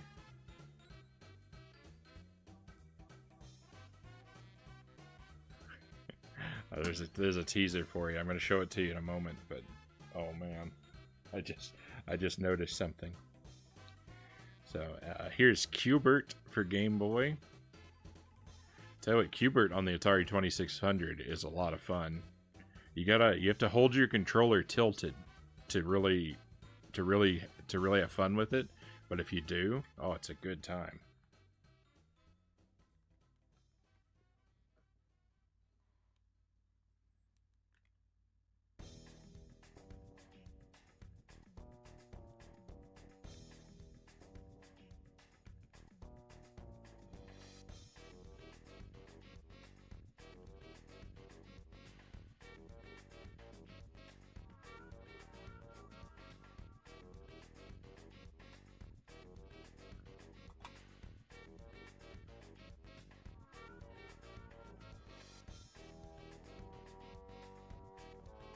Here we have the Bugs Bunny Crazy Castle.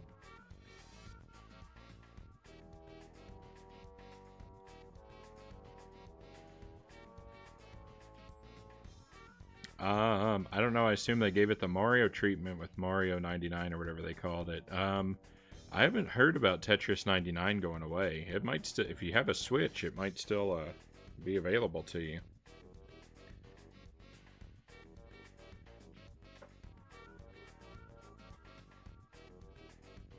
And Pac-Man 99. I've only played a little bit of Pac-Man 99. It's very chaotic. I'm amazed. I got a win in Pac-Man 99.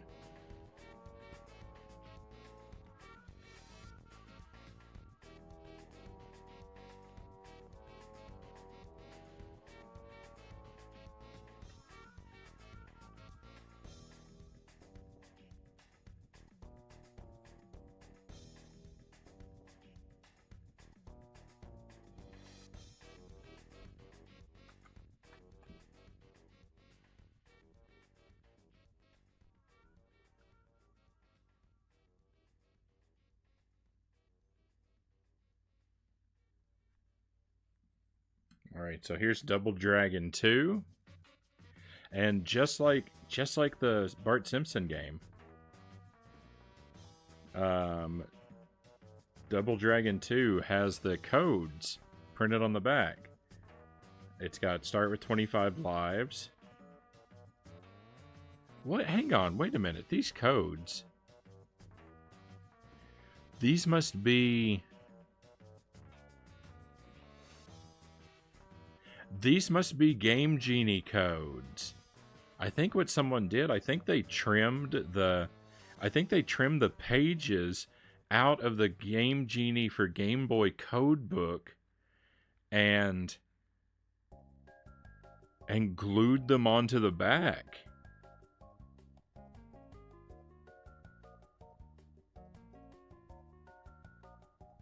That must be what they've done. So yeah, that's where that came from, because these codes all look the same as the ones on the other one. So yeah, these must be Game Genie codes. Yeah, they took their Game Genie code book, tore it apart, and then glued the pages to the back of the carts. And yeah, I got these from the same store or from stores in the same area. So they would have been the same person doing it. This one actually had a name written on the back, and it's either J King or T King. I can't really tell. It's been worn away though. It's so faded I can't really tell for sure. But yeah, that's crazy.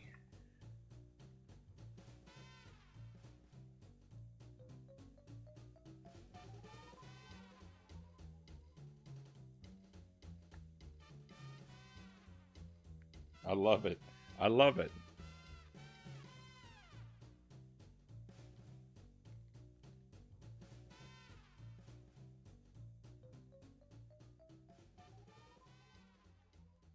So here's the thing that was irritating. Here's the thing that's irritating. So I've got Double Dragon 3. and they did the same thing, but it's the codes to Double Dragon 2 again. It's not actually the Double Dragon 3 codes.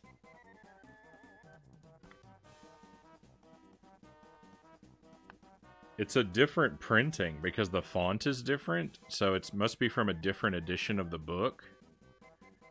Because it's bold on this one and it's plain on this one, but it's all the same text.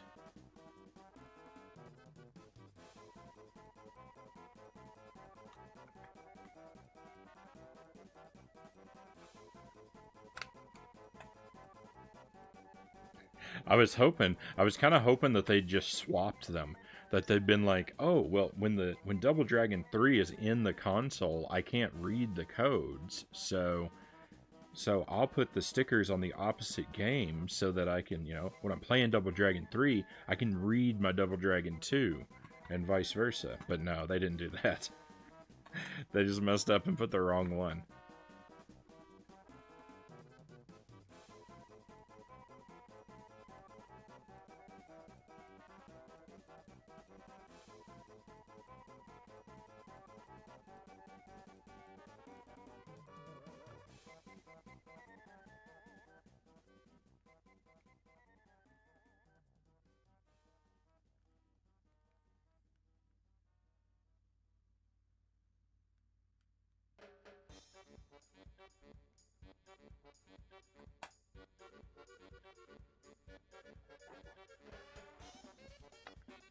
Oh no.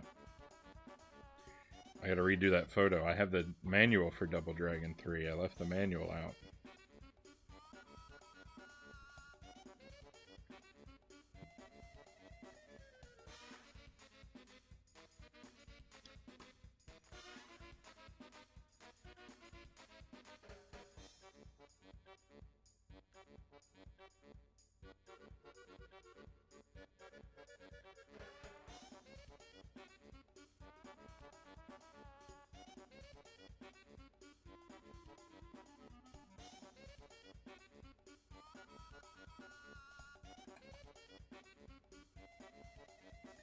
Okay, next up is Dragonheart.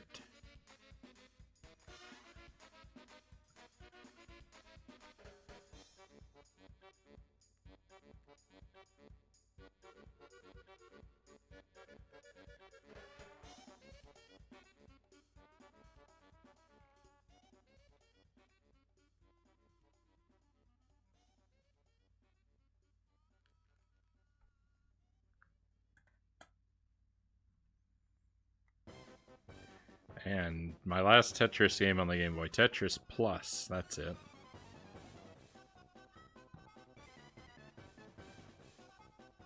I don't know what is so plus about it, but...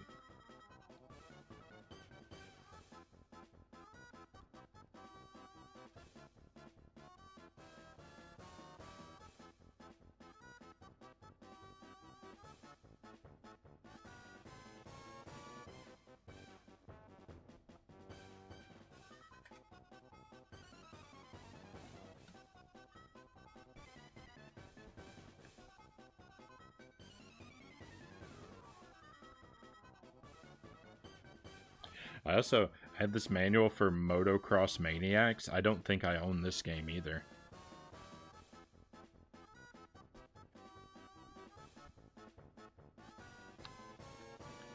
Here we've got Great Greed.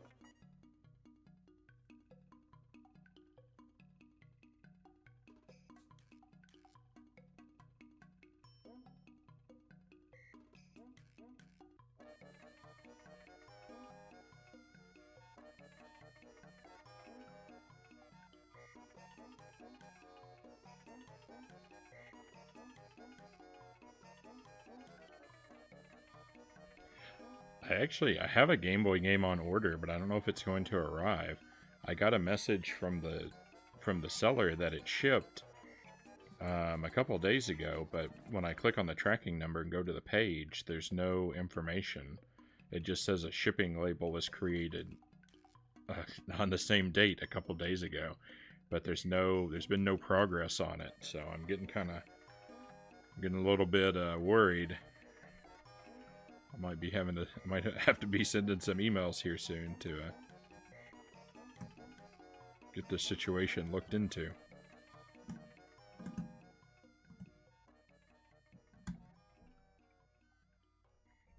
I trust the seller. It's a seller I bought from before, so I'm not really worried about that. But I think that some mistake has occurred or something has gone wrong by accident. Here I've got Top Rank Tennis.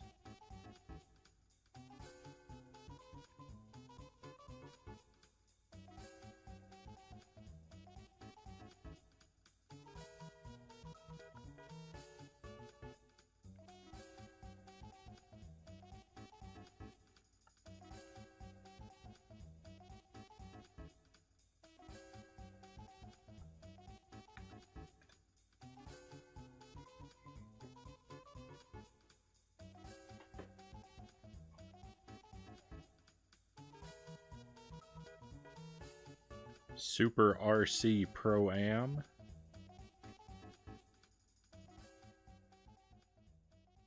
I wish I could buy more games, but all the ones I want are super expensive. I know the pains, Sean.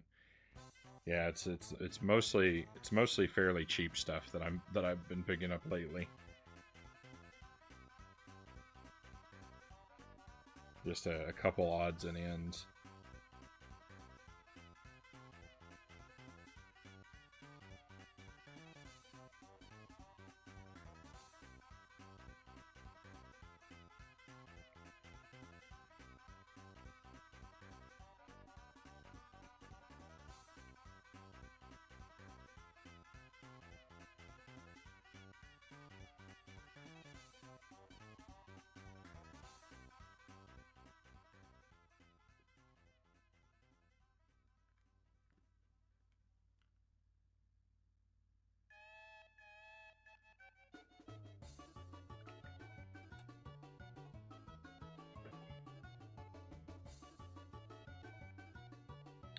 Hey, I've got the Chess Master.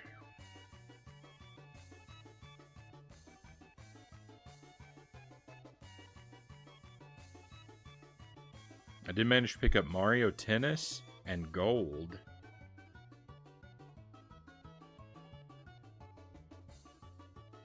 I'm not sure what Gold is. Is it a game called Gold? Or are you talking about Pokemon Gold? Oh, Golf. Mario Tennis and Golf.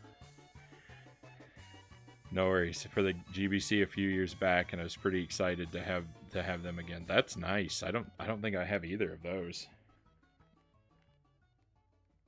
So nice finds.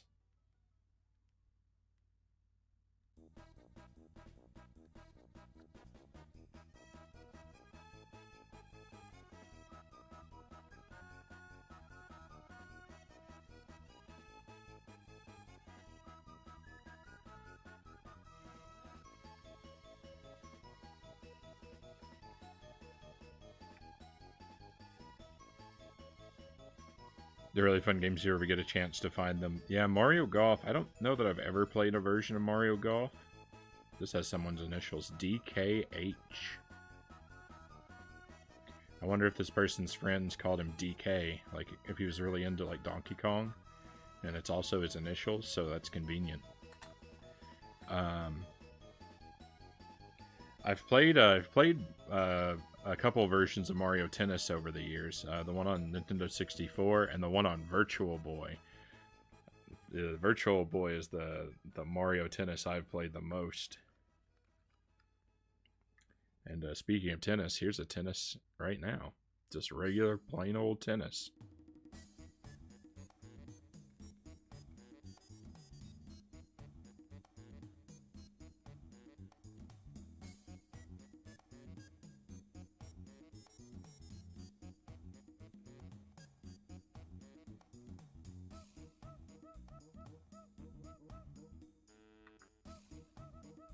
I think my cousin had Mario Golf, because I feel like I have played Mario Golf before. But I've never owned a Mario Golf. Roger Clemens MVP Baseball.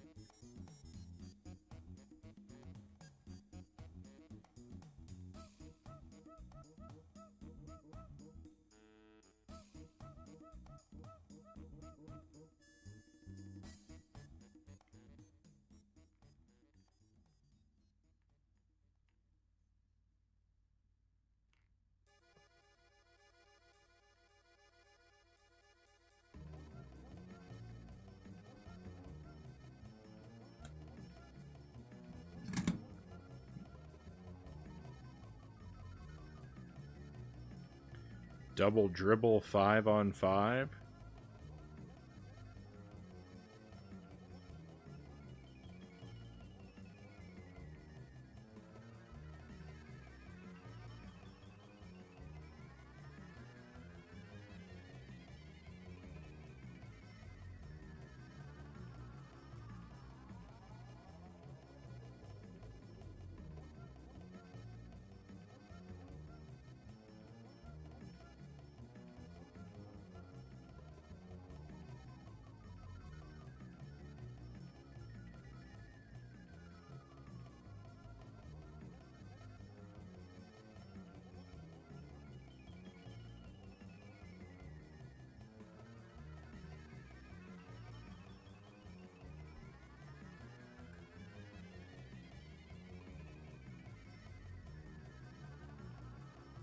I wonder if you triple dribble in the game.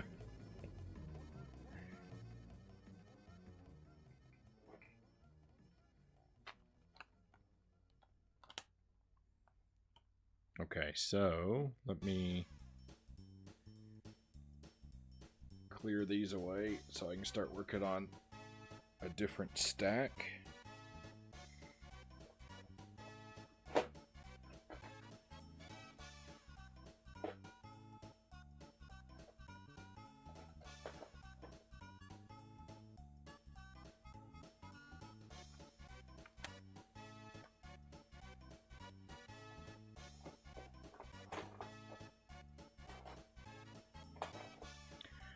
I think starting soon here, I think I want to shift gears and start doing a lot more Game Boy games on the stream. I mean, you see, I've got a lot to choose from.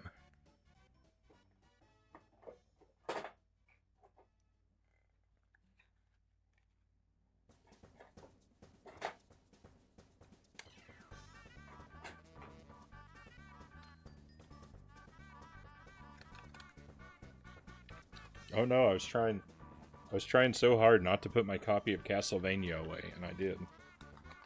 I need that accessible. I'm gonna need it. There we go.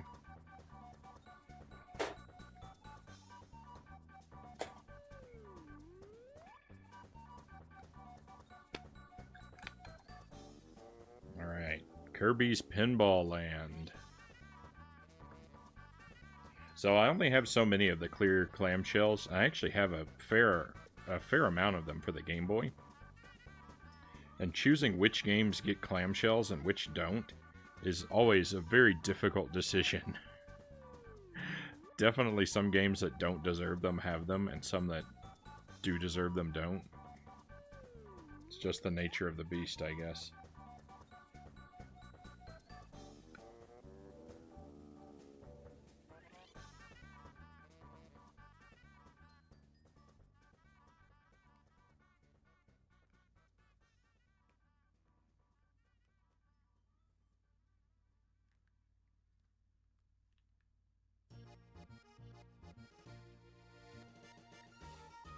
Games, in my collection, games are more likely to receive cases if they are valuable, if they are charismatic in some way, or if they are part of a complete set.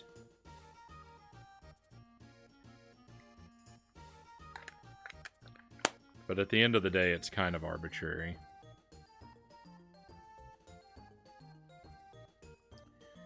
They should be short titles too, since the GB couldn't hold much space. Yeah, that's actually something that's attractive to me about Game Boy games. And that's why I like NES games, is they tend to be fairly short games. And I like when I can pick up a game and play it for the first time and beat it in one sitting. Especially when it's a really challenging game. Kirby's Dream Land. Mine's got some kind of... My copy's got some kind of gunk mixed in among the letters. And this one I have the manual for.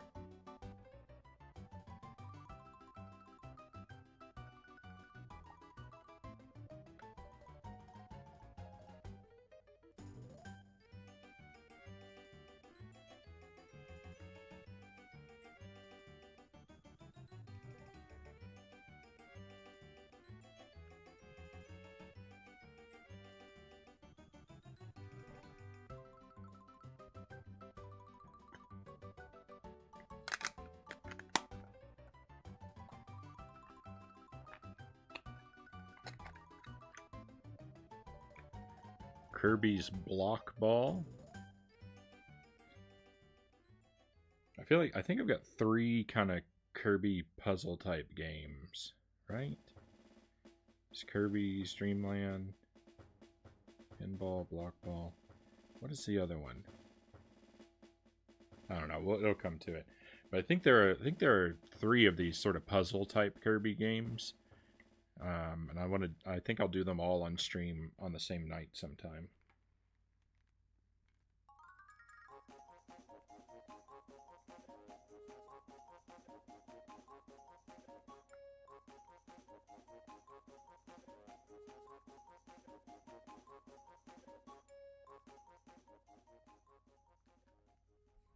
I guess it's not really appropriate to call a pinball game a puzzle type game, but you know what, I did.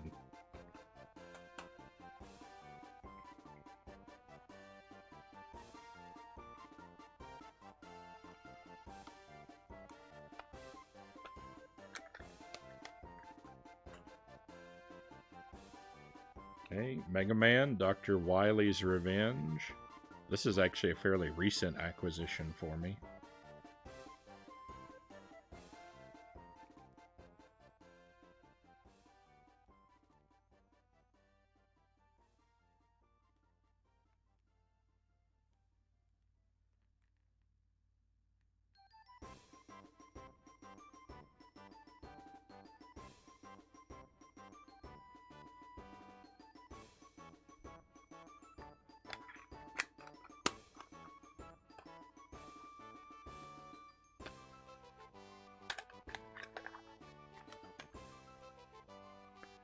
Wario Blast.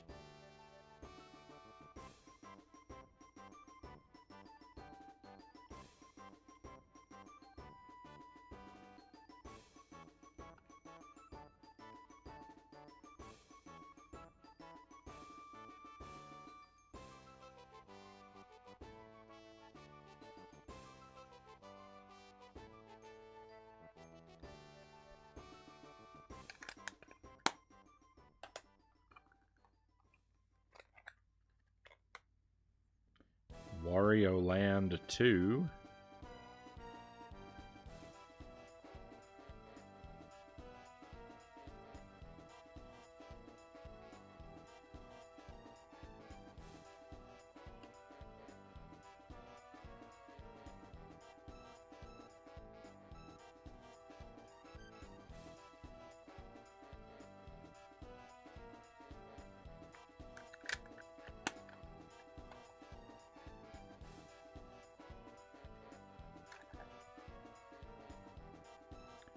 Wario Land, Super Mario Land 2, no, Super Mario Land 3.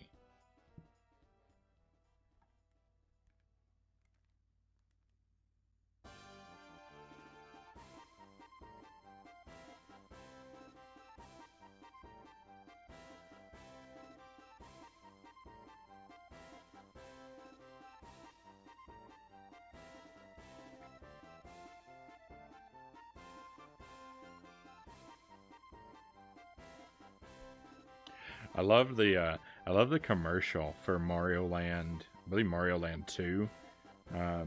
The commercial was Wario, like, hypnotizing the audience. He's like, you know, you're getting sleepy, very sleepy. You are me, Wario. Oh, you are very handsome. He said, you will not let Mario collect the 6 gold coins. You will not let Mario make his way to the castle. It was a pretty good idea for a commercial. I liked it. Very creative.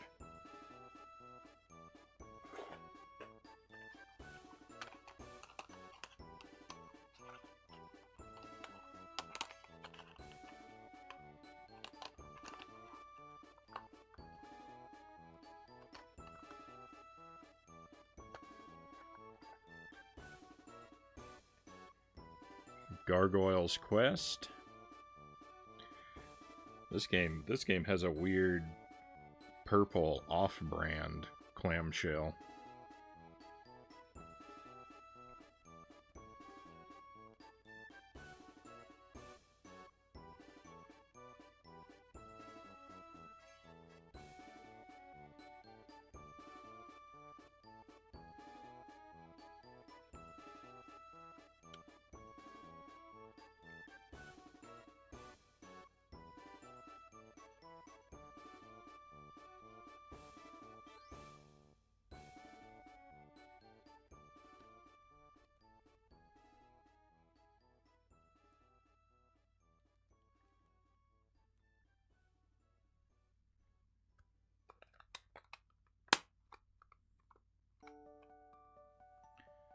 I would like to get Gargoyles on Sega. That's one that I own, actually. I haven't played it yet.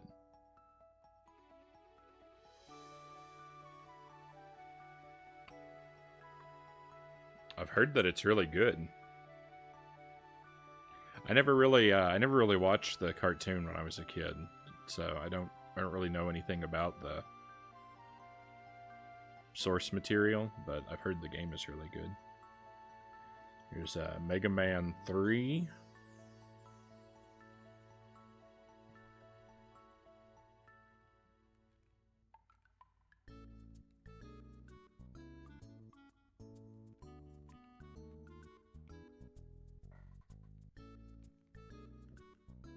I like this chair, but it creaks and squeaks and makes all kinds of noises. I don't like that about it. I don't know if they pick up on the mic or not. They probably do, but...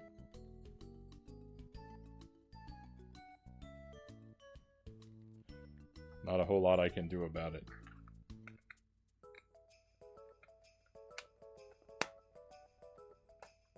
So there are 5 Mega Man games on the Game Boy. I have 4 of them. I've got 1, 2, 3, and 4. Mega Man 5 on the Game Boy is crazy expensive, so I don't think I'll ever have that one. Here's Mega Man 2.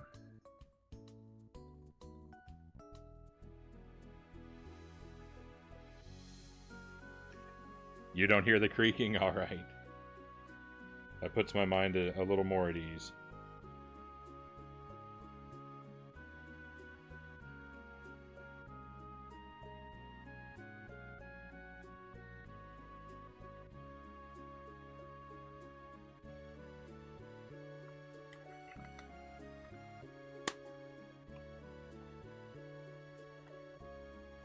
Itarama, welcome to the stream. Welcome in. Thank you very much for the raid. Hello to you and welcome, and hello to your friends as well.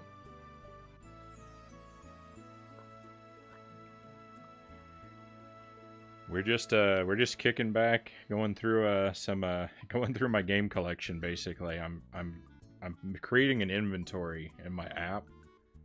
And it's a slow, tedious process of typing in every title and taking a picture of each of them. So I'm streaming it, so hopefully people will keep me company. I've been at it. This is the 5th, I think the 5th afternoon that I've done one of these inventory streams.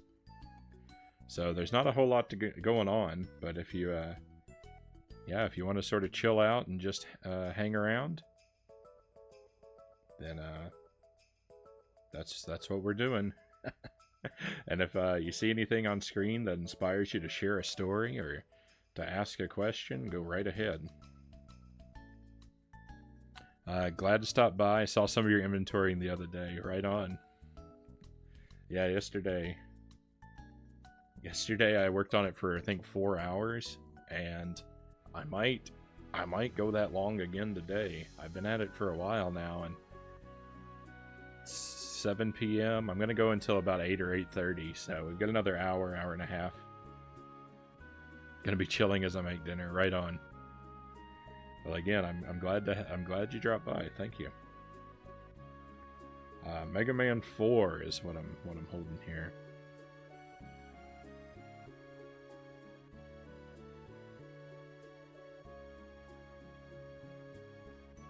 Oh, and before I forget, let me put a shout out to Itarama in chat.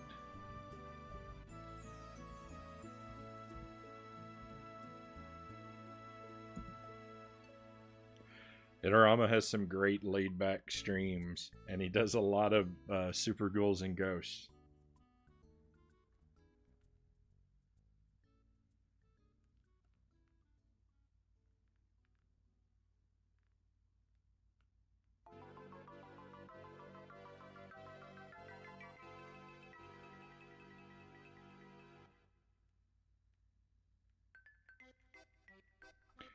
While I'm typing shoutouts, let me shout out Zinchan too, just for being here. Zinchan is the master of RPGs.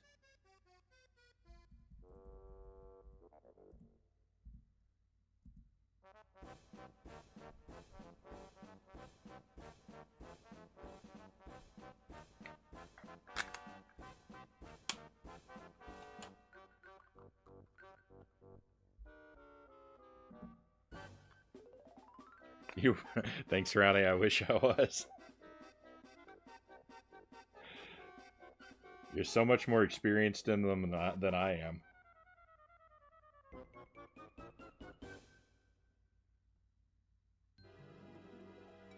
Here we got Operation C, part of the Contra series. Game Boy time. Sir Punks-a-Lot, welcome to the stream. Always great to have you here. Yep, so I did an inventory stream yesterday. I don't know if you were lurking or not for that, but yesterday we did Switch, Wii U, Wii, and GameCube, and then today I finished up GameCube, working on Game Boy. I was thinking if I finished Game Boy, I would move on to Sega Genesis and do some of those too, but I don't think I'm going to.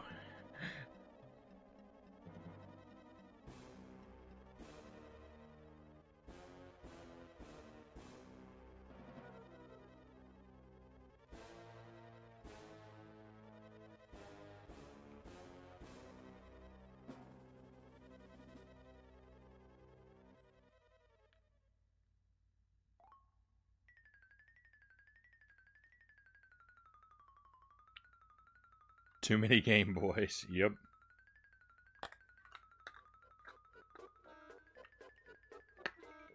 Speaking of too many Game Boys, I'm not exactly sure. I think I own 4 gray brick Game Boys.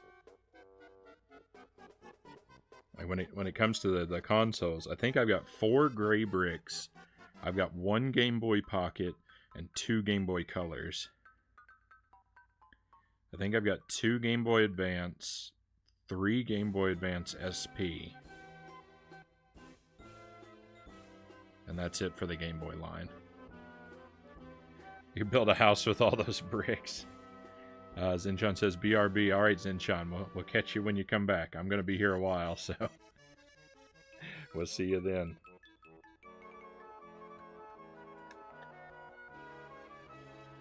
All right, next up is DuckTales.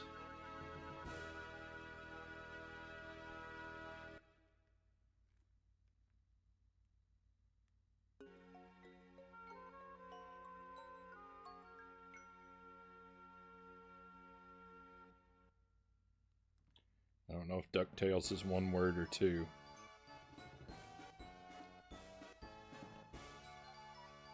One word, all right.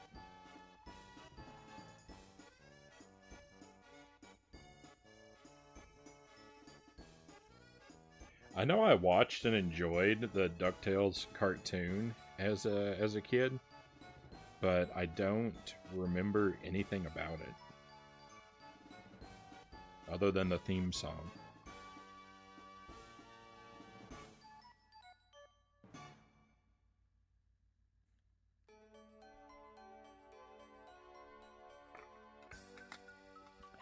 In general, I don't like cartoon ducks.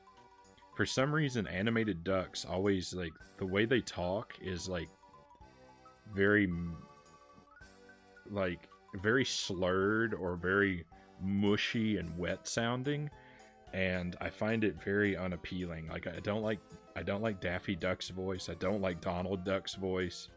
Like, Donald is what I think of when I think of a cartoon duck. I think of his voice, and it just, I don't know, it irritates me. Daffy doesn't talk quite like that, but I'm still not a fan of his voice. Scrooge is I think the only cartoon duck that I'm okay with his voice.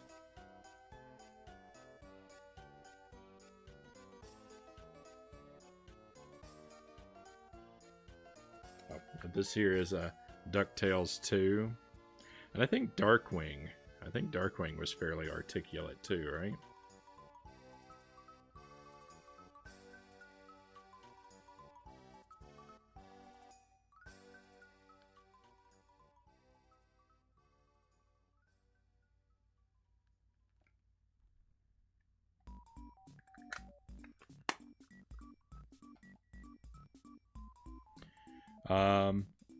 I'm also not generally a fan of ducks.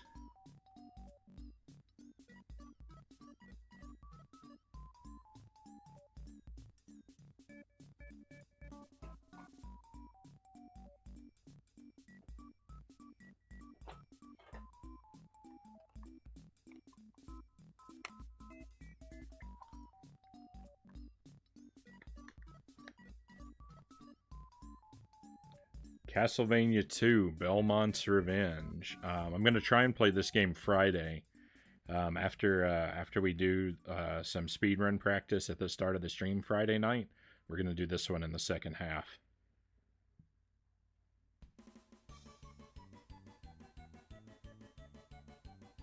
I thought, the first time I streamed Castlevania The Adventure, I thought that it wasn't going to last but like an hour or two. I actually thought it was going to be too hard and that I would give up on it. That I thought it was going to be hard and difficult, or difficult and boring. And so I was like, well, we'll probably just do a triple feature, and I'll do all 3 of the Game Boy games on one night. And I played Castlevania The Adventure, and I was right. It was extremely hard, but I also loved it. And the other 2 games got booted from the schedule, and we just did that one game all night. It took me like 5 or 6 hours, but I beat it. And now I can beat where I can beat the game in about 22 minutes.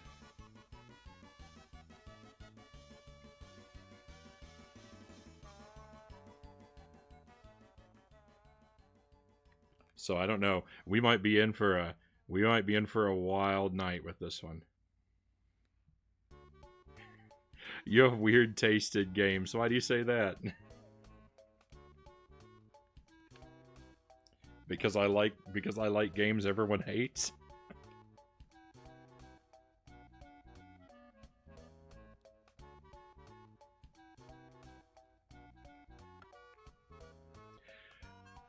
I like to think I have a very wide taste in games. You generally think of me and Castlevania 64. I love Castlevania 64. Ooh, the atmosphere of the game. I love the art style. I don't like the camera. That's probably the only thing I don't like about Castlevania 64 is the camera. Even the like clunky controls, you can defend and point out, you know, the original Castlevania has really clunky controls, so they're just being faithful to the series.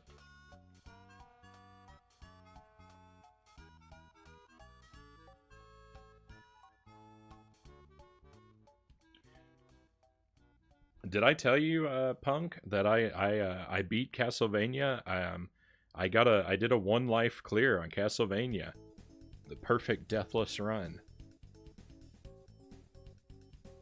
I mean, I guess technically the perfect deathless run is a no damage run, but I'm happy with what I got. I know, goal achieved. I did it way faster than I thought too. So I'm working on the no death run of Contra now, and that's a ways off. I can really consistently do a 1 credit clear, but the deathless run, I need a lot more practice.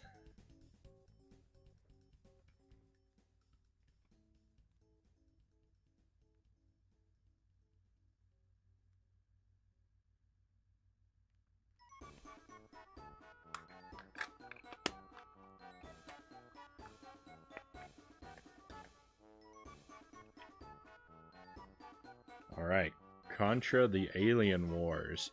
I think this one actually, like so far as the chronology of the series, I think this one I need to hold off on because the Super Nintendo one is also subtitled The Alien Wars, and so I think this comes later in the series. Not that it really matters if I do them in order. I can play them in any order, it doesn't really matter, but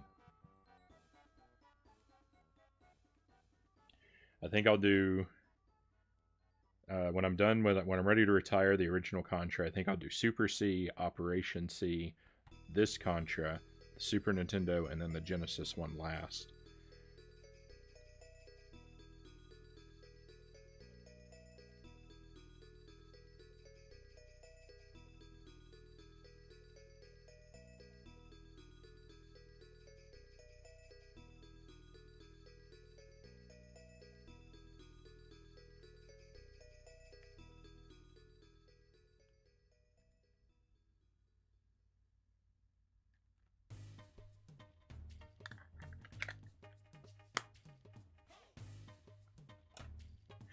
Deathless run, then you'll be a lich. I don't really get that. But I kinda do.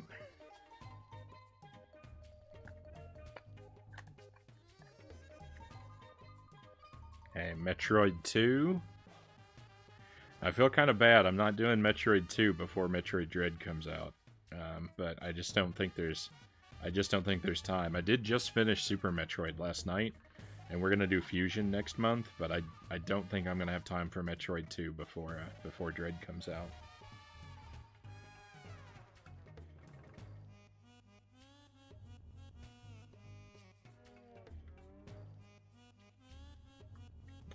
Return of Samus.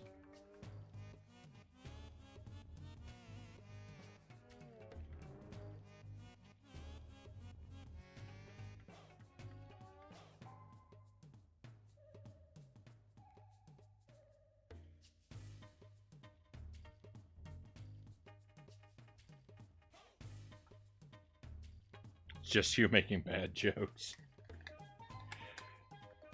Bad jokes are always welcome around here.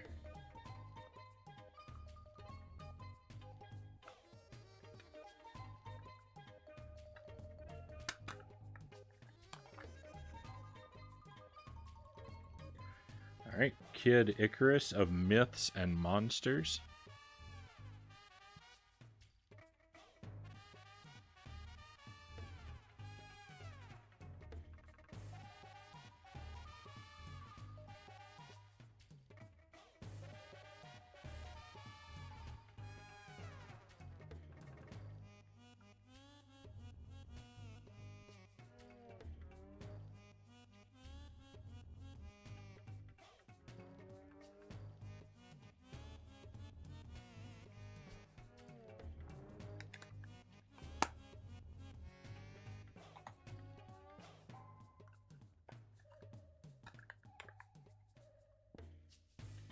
Super Mario Land 2, 6 gold coins.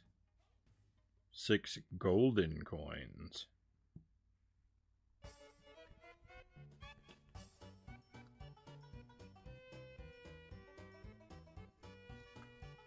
I got 2 manuals for this one. I only have 1 copy of the game, but I got 2 manuals.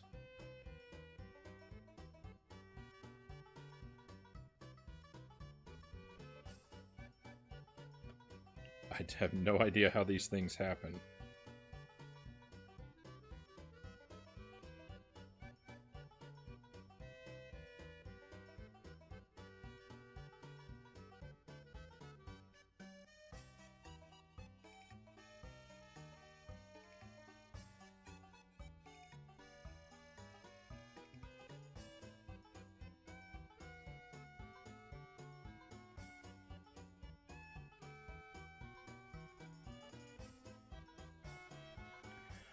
I gotta run. I'm about to GM a Pathfinder game.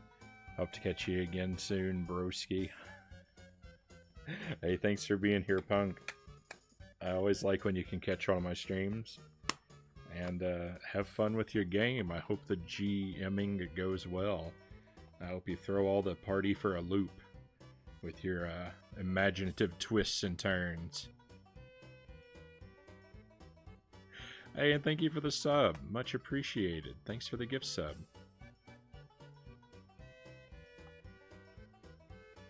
And Silverstorm, if you happen to be hanging around, take a key for coming in.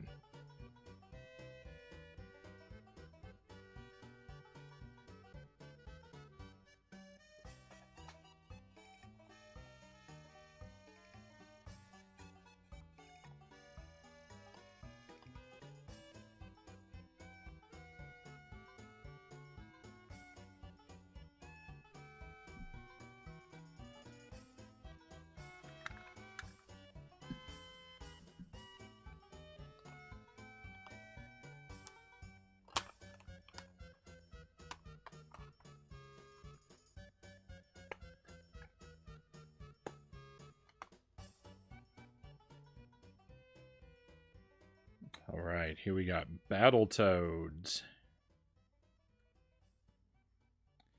Battletoads is one I've never played. I own Battletoads on the NES, the Game Boy, and the Sega Genesis.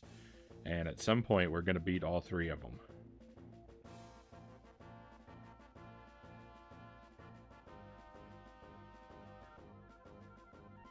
Battletoads manual.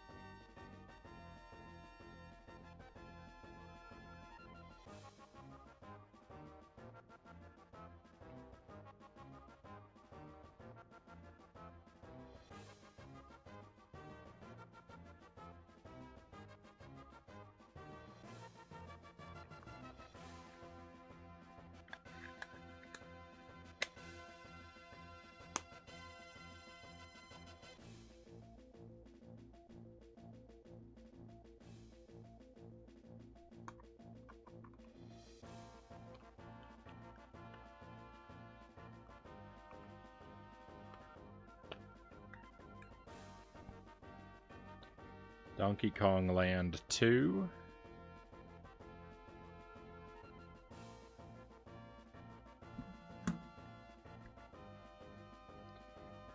And I've got two of this one.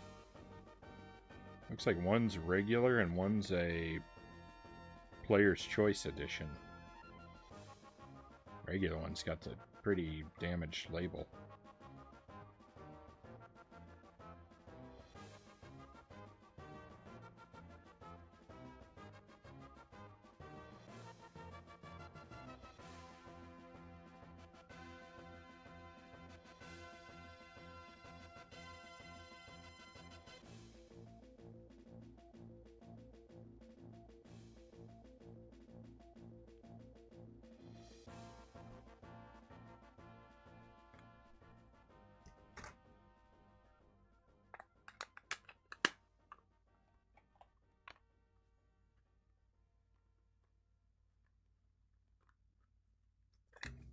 This one was in the case the wrong way. Donkey Kong Land.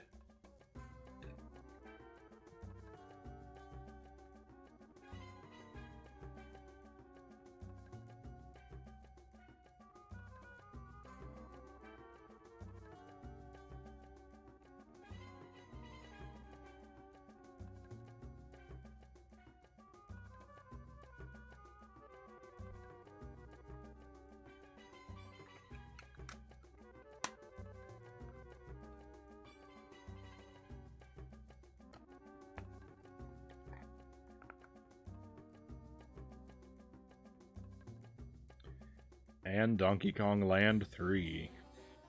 The trilogy is complete.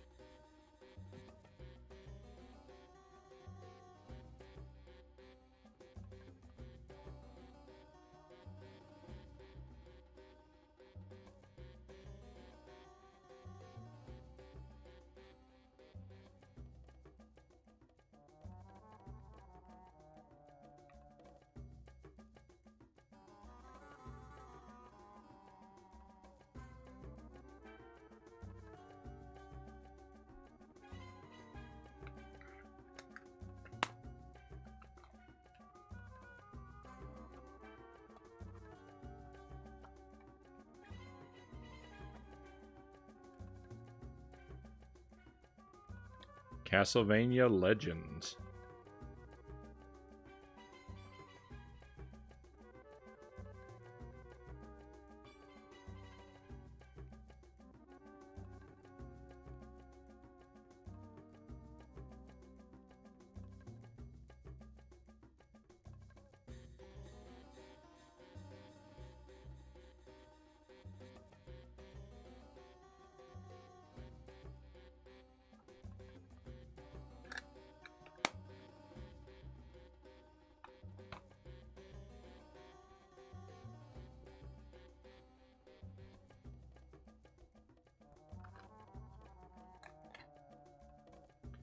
Pokemon Blue. This is my childhood copy of Pokemon Blue.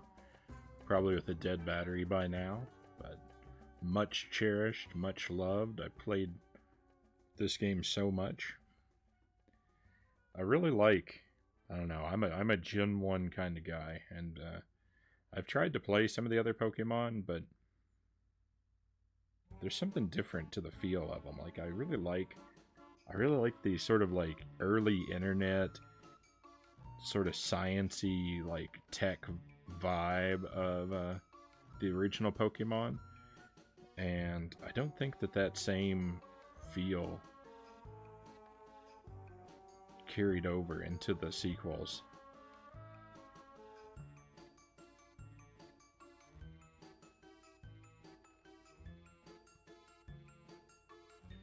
Pokemon Gold was immediately... I played Pokemon Gold, and I don't really consider myself as having played that game, because all I did was I immediately transferred my team from Pokemon Blue over to Pokemon Gold and just steamrolled the whole game.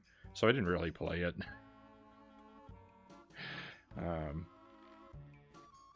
But Pokemon Gold was a lot more mystical than the first Pokemon generation was. And normally that's something that I'm kind of into, but I don't know. I like the more sort of science-y vibe of the first Pokemon.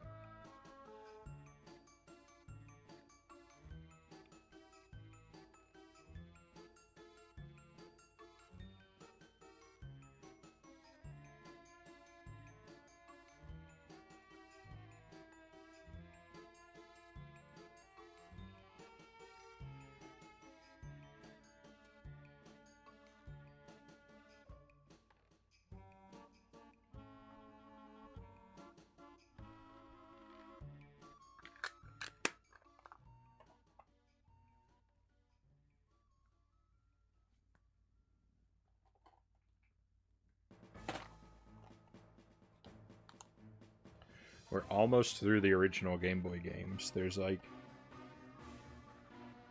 10 or so left.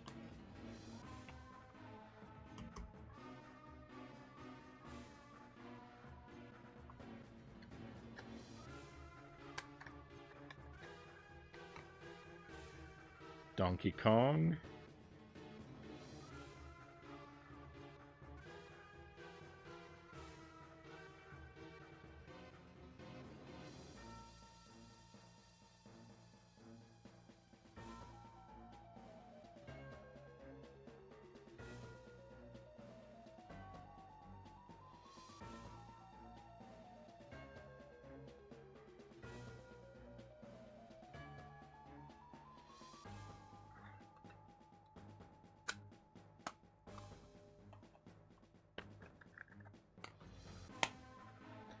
Kirby's Dream Land 2. This game has permanently scarred me. If you've never played Kirby's Dream Land 2, I implore you, do a playthrough of Kirby's Dream Land 2. Play through it blind, go for 100%. It's an experience that will change you.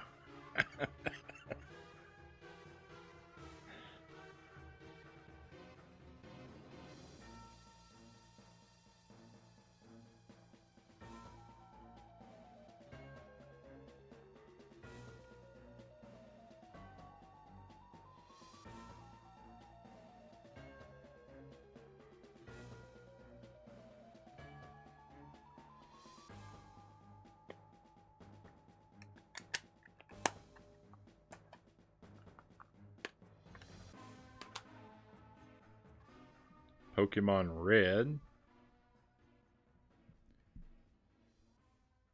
And I actually have 2 copies of Pokemon Red. I didn't have Pokemon Red as a kid. I picked these up sometime later on. But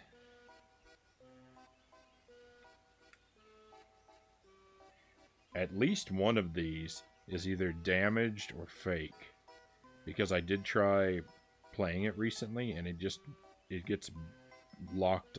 It gets locked on the one of the first menus of the game, and so I don't know if the game is busted or if it was a fake game. And they both feel like legit cartridges.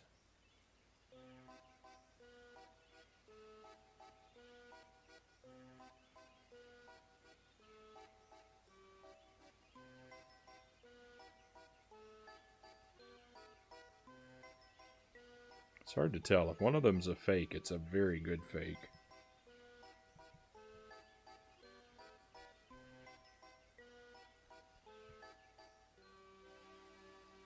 But it could just be damaged, or I don't know. It could just, maybe I need to clean the contacts or something. I don't know how that would cause that problem, but who knows. I haven't thoroughly investigated is all.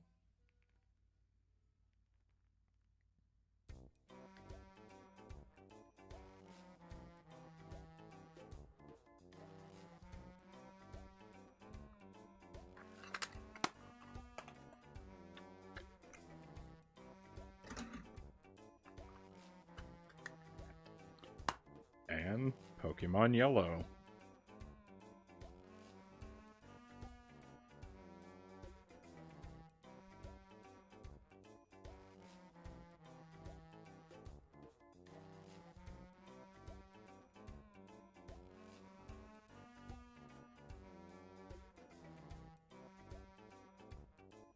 Properly titled the Special Pikachu Edition.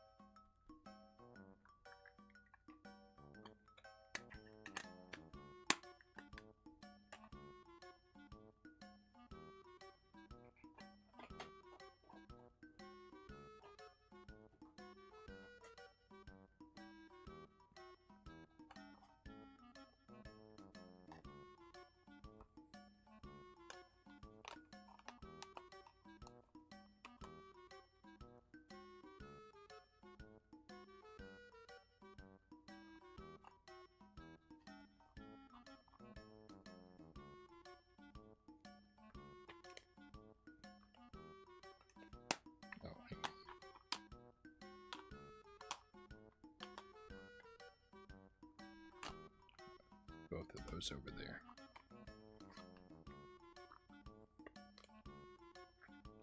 This case is so old and brittle that it's gonna up here, it's gonna crack at some point. I can feel it. It's not long for this world. We have the Amazing Spider-Man. This game I had as a kid. It's not a great game, but I really liked it.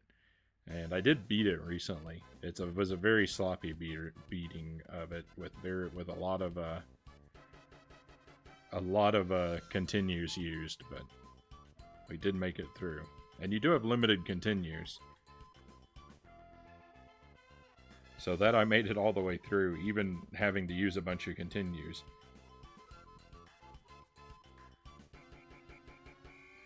It was still something.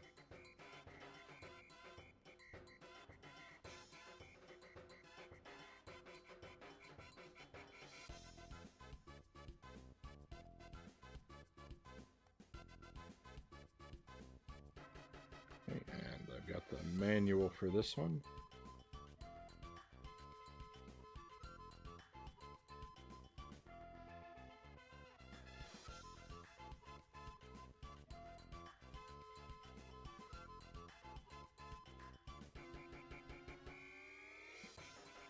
Here's another one. I was getting irritated about Star Wars and Star Wars versus Super Star Wars, so the trilogy wouldn't be all together in my collection, you know, on the alphabetical list.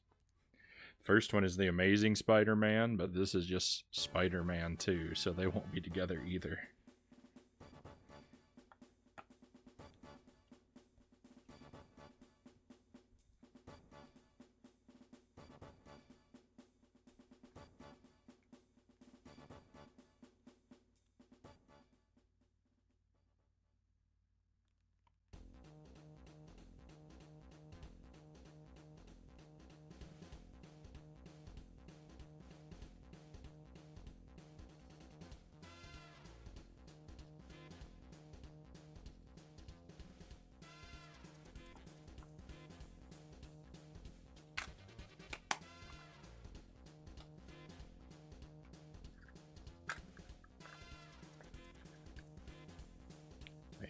Batman.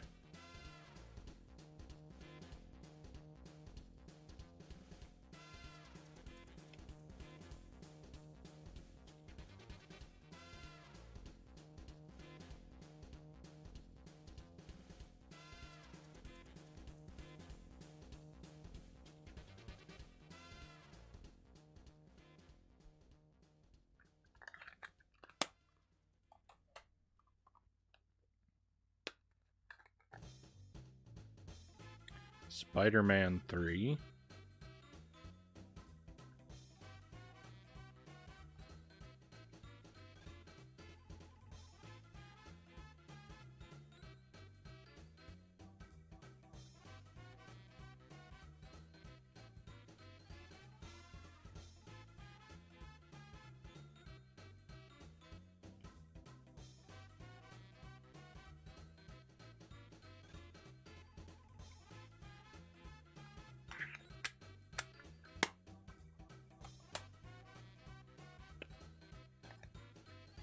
Oh, that wasn't just Batman. That was a different kind of Batman. I need to look. There's a subtitle there. But first, Super Mario Land. And I've got 2 copies of that one.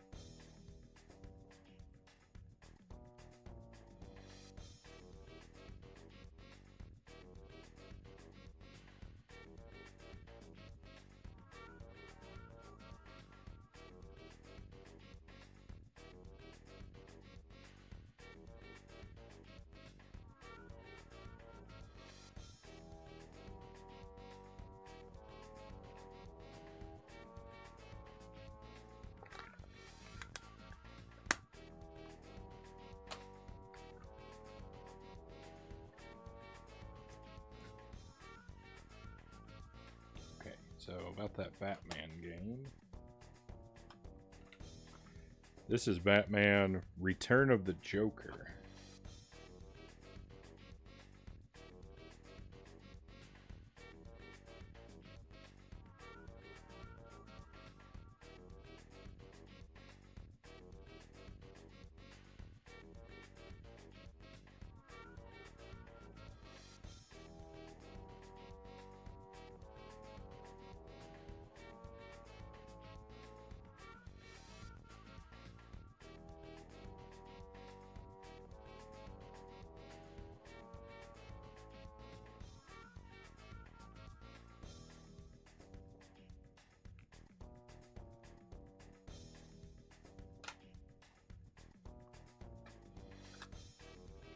And I noticed that I had to be wrong about that title because the next one here was Batman regular Batman. I knew there couldn't be two games that were just both Batman.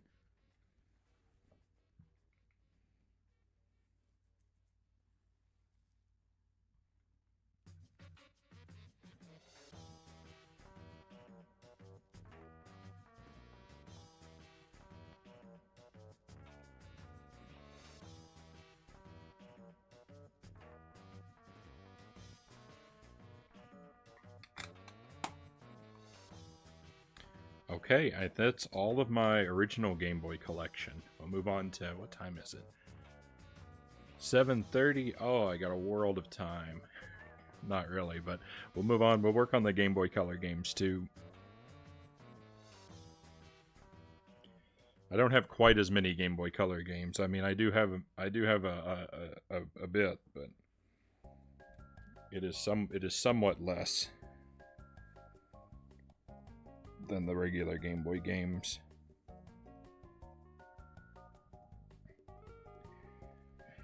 So let's see what the title. Let's see what the total is. Original Game Boy. I've got 85 Game Boy games. What? What? It didn't seem like that many. And I've got one. If the one that I'm supposed to have on the way, if that one ever shows up, it's going to be 86. Oh man, I've got so many Game Boy games to work my way through. It's a good problem to have.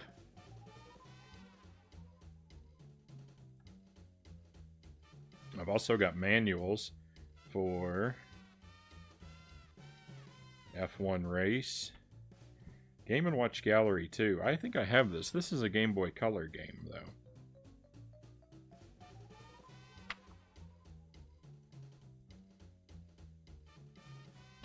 Yeah, so like games like this, the early Game Boy Color games that are these black carts that play in either console, I mean, it's hard to tell. Do I count them as Game Boy games or Game Boy Color games? They work as both. So I'm counting them, I'm putting them on the Game Boy Color list. That might be the wrong move. Especially because some of the earlier ones don't even say Game Boy Color on them. They just say Game Boy like this. But I mean, there's color photographs of the screen inside. If I can ever get to a screenshot. Yeah. So for all I know, F1 Race could have been a Game Boy Color game. I doubt it. No, that one's not. But anyway, I've got that, Motocross, and Turtles 2 Back from the Sewers. This game I have. These three, I don't have these games. I just have the manuals. How does this happen?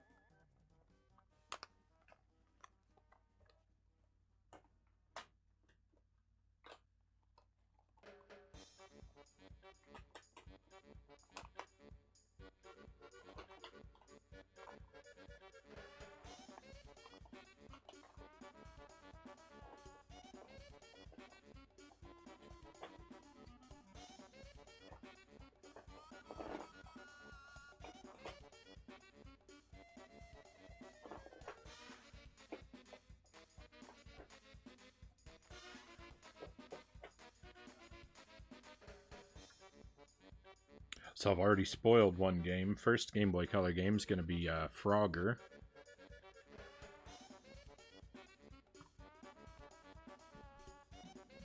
Actually, you know what? No, because I might have a. This might be a duplicate. So I need to leave that off to the side for a moment.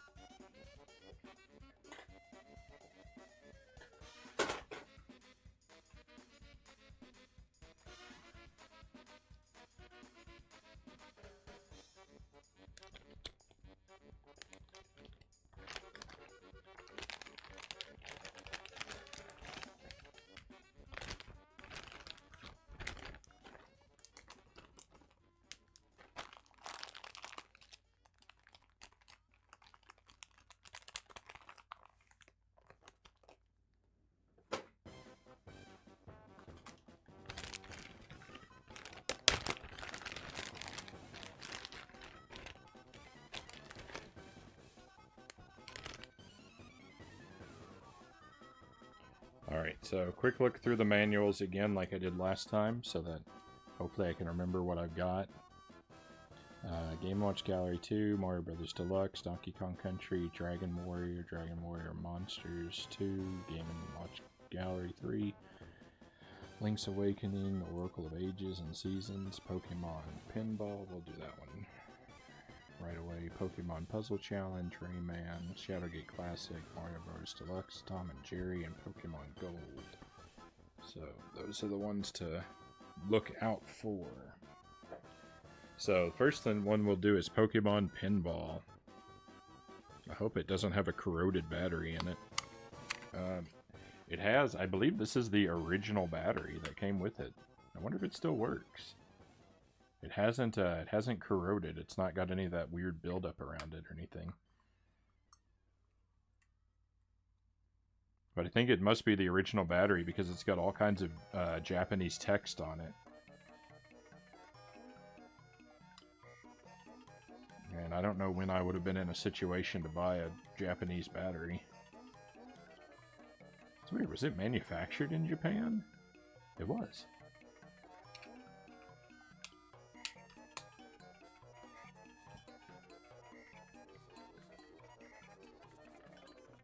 I like Pokemon Pinball quite a bit, but as I've said a lot, I like pinball machines and I like video games that are pinball games. Even it's not really the same, but I still like it.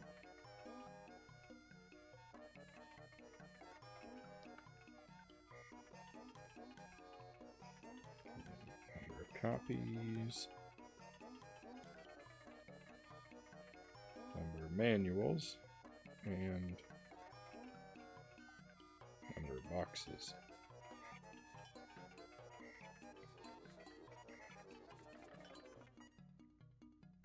Oh no. I was supposed to make a new collection titled Game Boy Color Games, and instead I made a new collection titled Pokemon Pinball. Fortunately, I can rename a collection.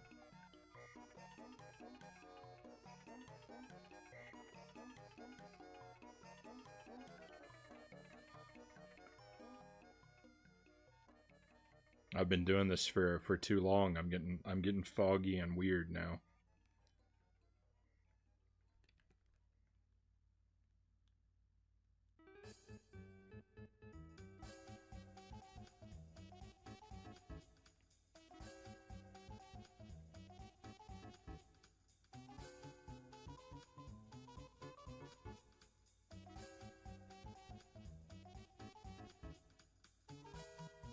I'm gonna try that photo again. That has a lot of glare on it. It still has a lot of glare on it. How can I?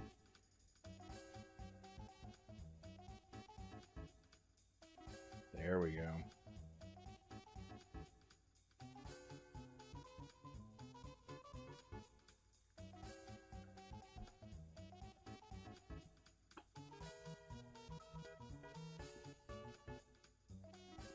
I don't know what to do about that.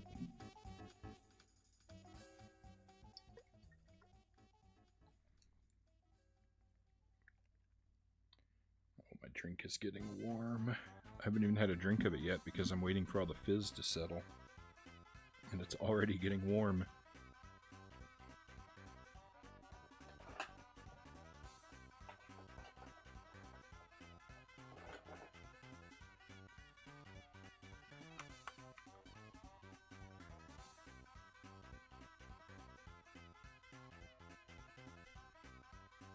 Okay. Bomberman Quest.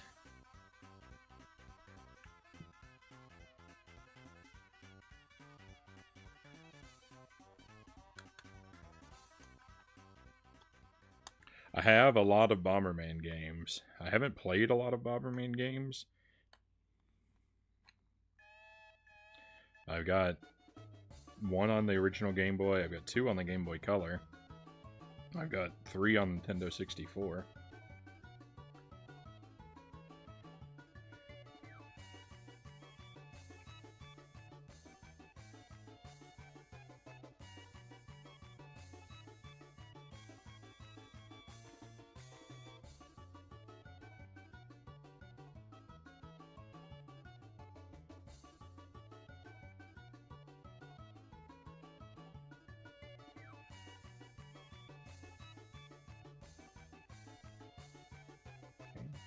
Pocket Bomberman.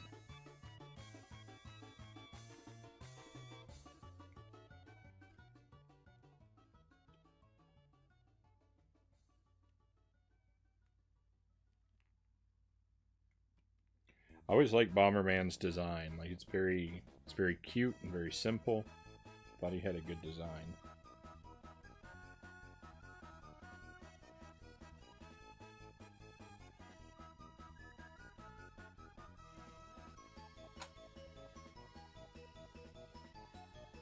Okay, Miss Pac-Man, Special Color Edition.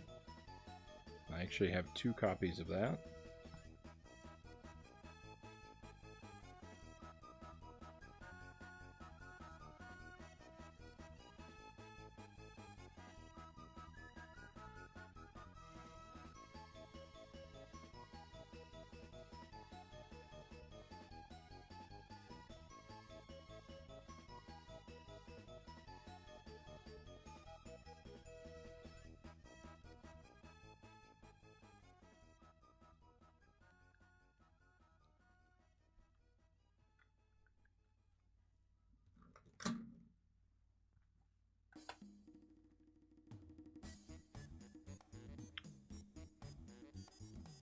Dragon Warrior Monsters 2, Terra's Adventure.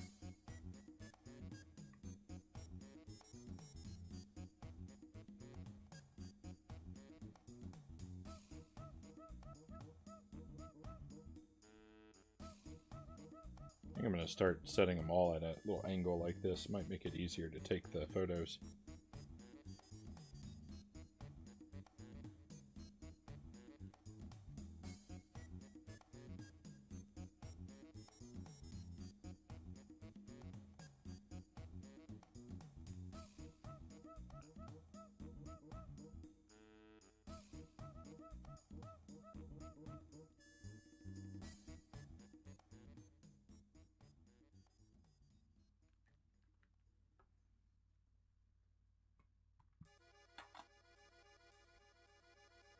And Dragon Warrior Monsters.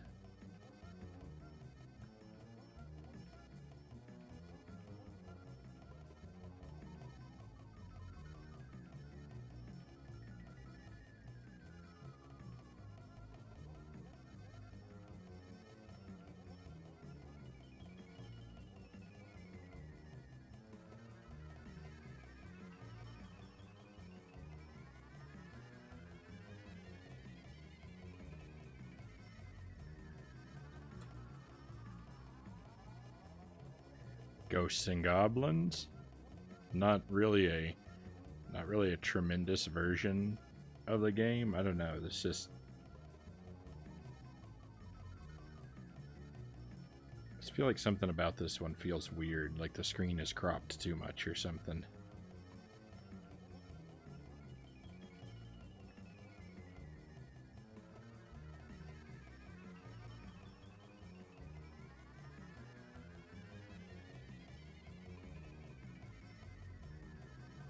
And that's saying a lot. And that's saying a lot for me, because if you've been hanging around, you know, I play games on a CRT, and my CRT crops the edge off the screen. So if I'm complaining about a cropped screen, then it must be really, really cropped.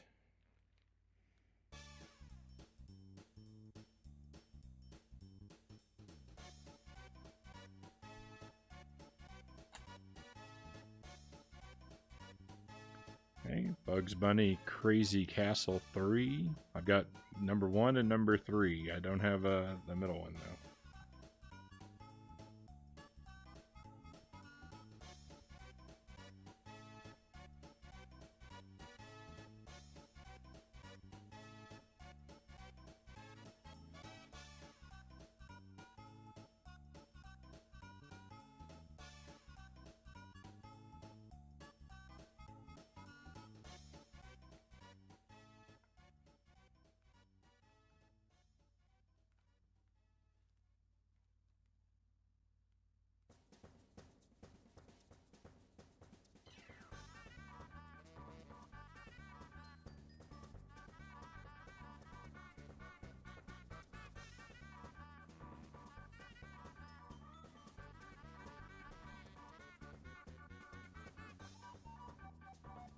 Game and Watch Gallery 2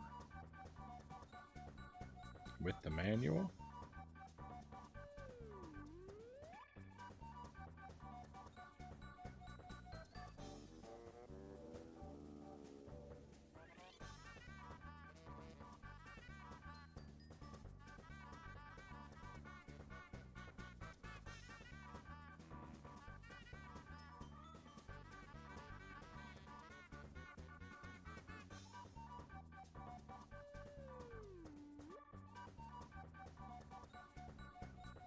I was really into this Game & Watch Gallery. This Game & Watch Gallery 2. I never played the first one. I don't know what it was, but this game, I just found this addictive. I got really obsessed with it for a while. So much so that I bought Game & Watch Gallery 3 and was equally obsessed with it.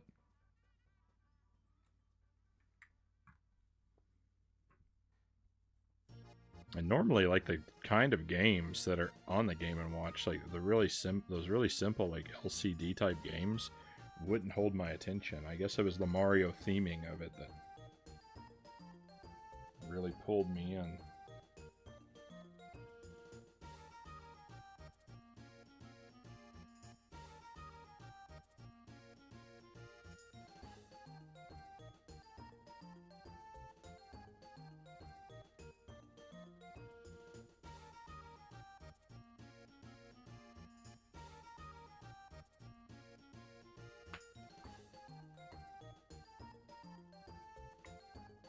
Shadowgate Classic, one of the very few point-and-click games that I've actually played all the way through.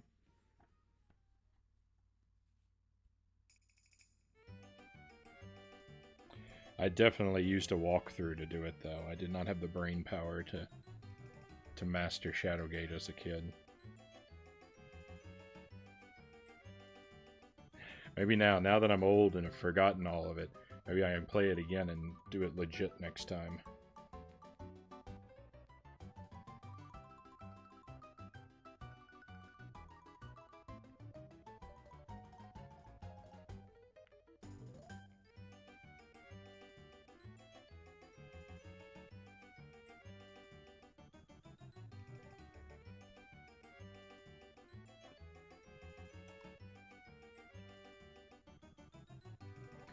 Dragon Warrior 1 and 2.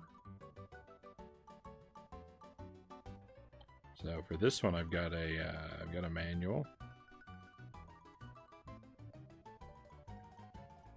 and we've got a map or poster or something. Yeah, it's got a map for each of the games for 1 and 2. And some artwork on the back. It's alright. It's kind of cool. I like this art. I like this art style. I like the way these characters look with the pilot glasses. He's got some horns. Yeah, I like this. I like this art.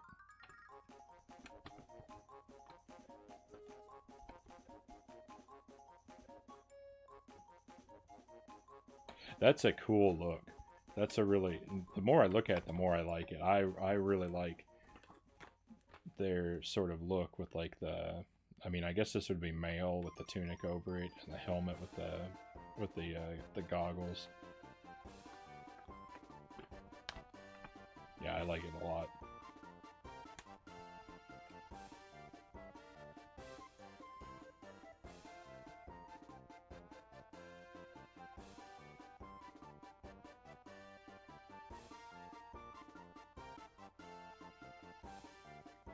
I would steal that design if I were making like a game or a cartoon or something. I would steal some aspects of that design from my characters.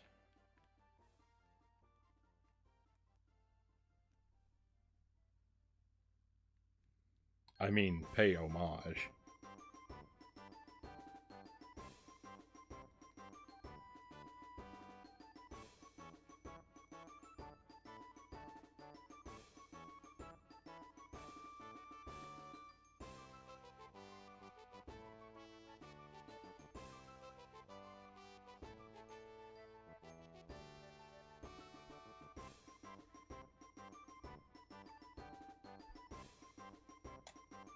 Alright, and you just have to take my word for it on this one.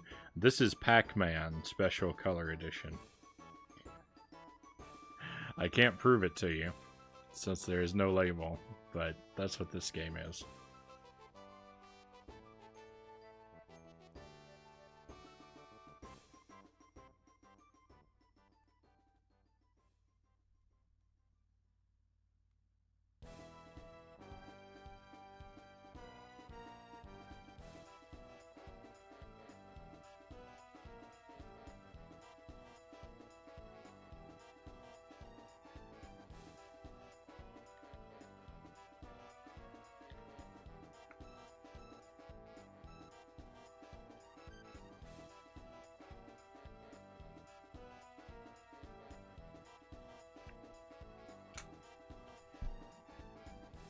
Okay, and strangely enough, Frogger is not a duplicate. I only have one Frogger, so...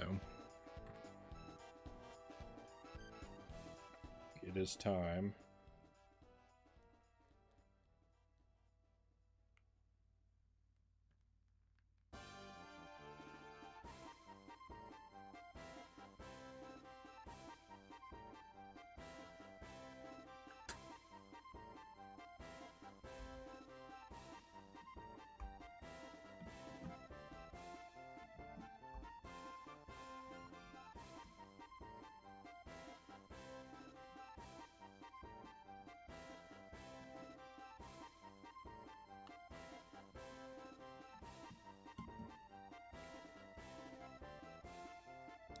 Okay, I think I've got 2 more of these Game Boy Color / Game Boy Original games, and then we'll move on to the exclusively Game Boy Color games.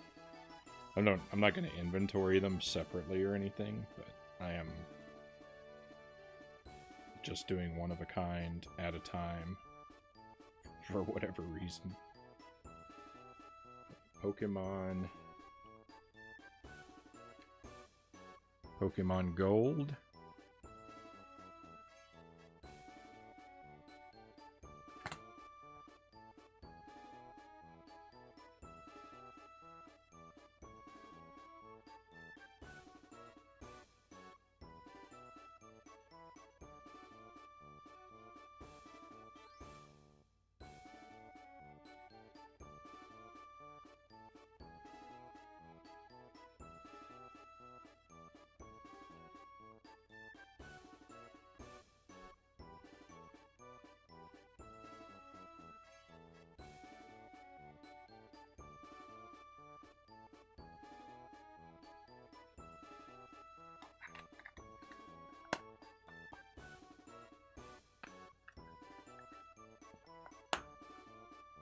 And Link's Awakening DX,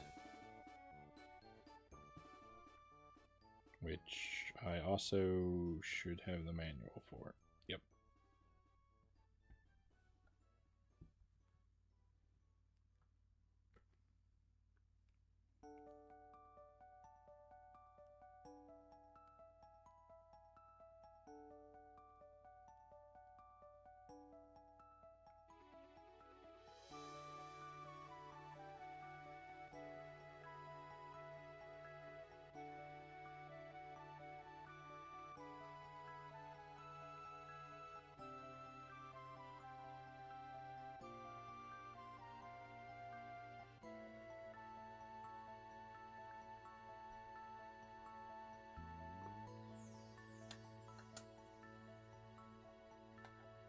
Doesn't go like that. What am I doing?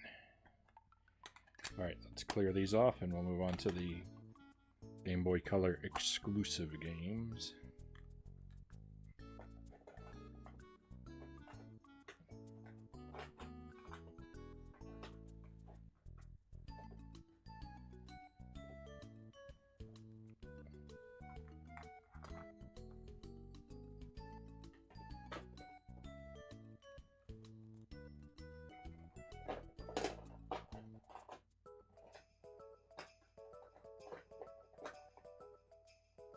They don't stack so well because they bubble out at the top.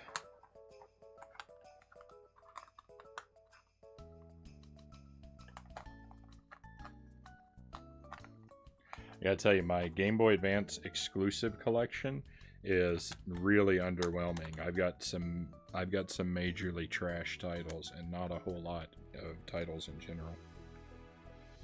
Oh no. Another either or game sneaked its way past me. We gotta do that one first.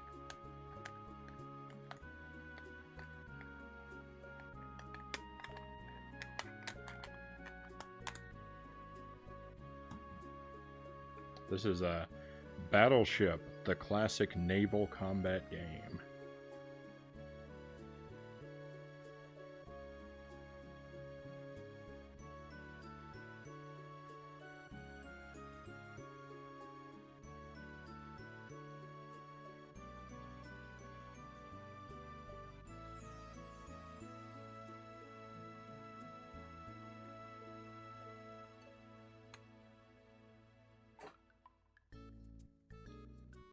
Okay, first up, Super Mario Bros. Deluxe.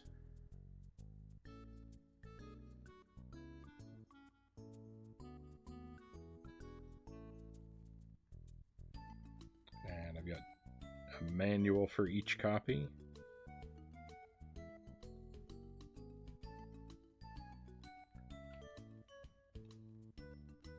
So one of these is my original childhood copy, and the other one's the one I picked up sometime later somehow, but I don't know which is which.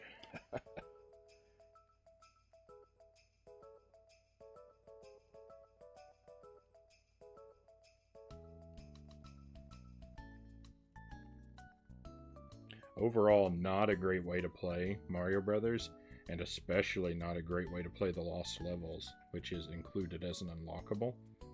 Again, the screen is just so cropped that it's very difficult to do well.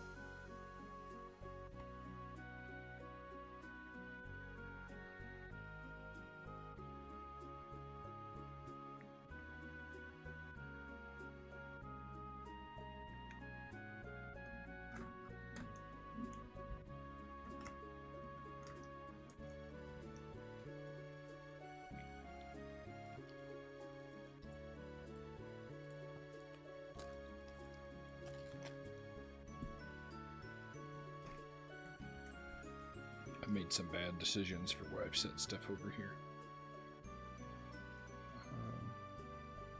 What have I done? Oh. Putting that over there. Okay. Sorry. Mission Impossible.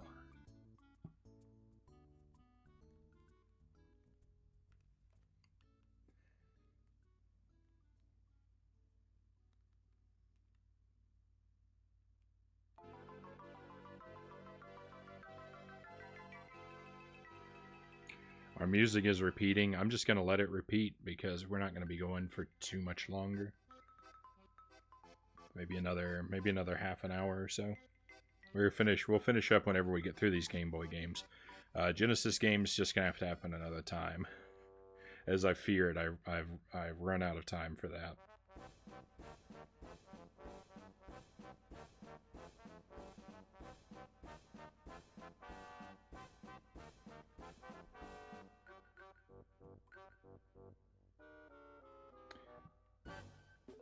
Rayman.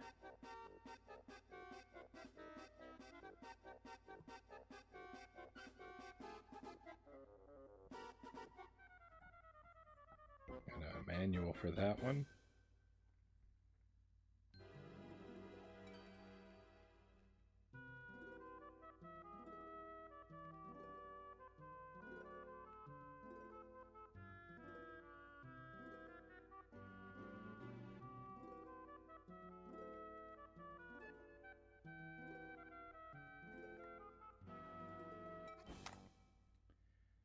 Harry Potter and the Chamber of Secrets. Now that we've done the Sorcerer's Stone on GameCube, we're going to do this one sometime. I don't know how long it's going to be before we get to it. Probably a little while, but... I have it on the GameCube, but I think just for the sake of variety, we ought to check it out on the Game Boy. And I've got 2 copies.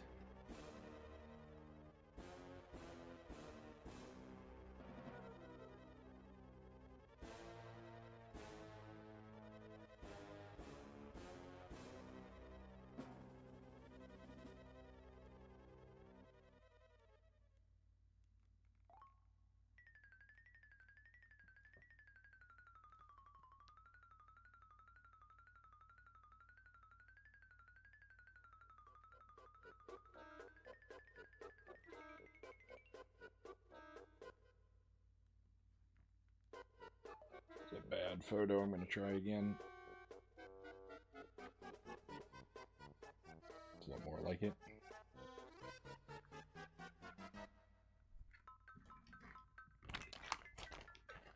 I think that's the last of my duplicates on Game Boy.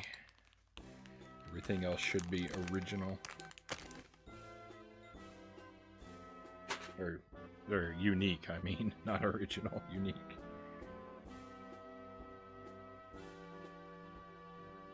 Second photo really wasn't much better than the first, but I'm going to live with it. Heroes of Might and Magic.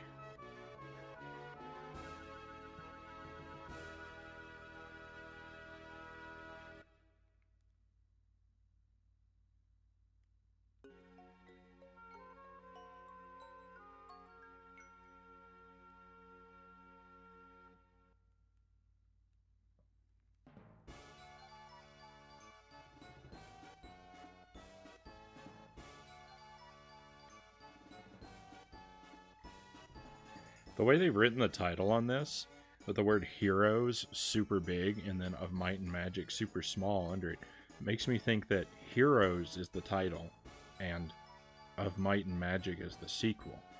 So the sequel to this would not be called like Heroes of Might and Magic 2, but would be called like Heroes 2 with a different subtitle, or maybe Heroes of X and Y. Like they would do that, one of those kind of things, or every game in the series has a different title on the same formula. I don't know. I don't know anything about the series. That's just the way the font is written. It suggests that to me. Next up is Pokemon Puzzle Challenge. And I think we've got a manual for that one too. This cartridge has seen better days. It's kind of like, I don't know, it's kind of yellowed, like, I don't know, maybe someone was smoking near it. Doesn't smell like smoke.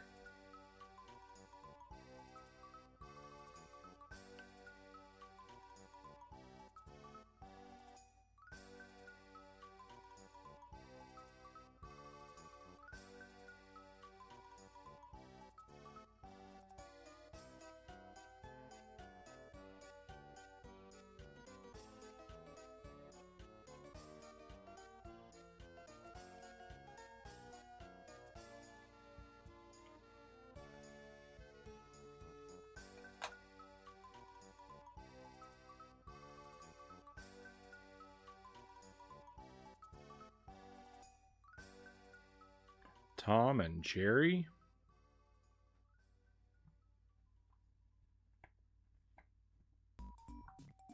Another one with a manual?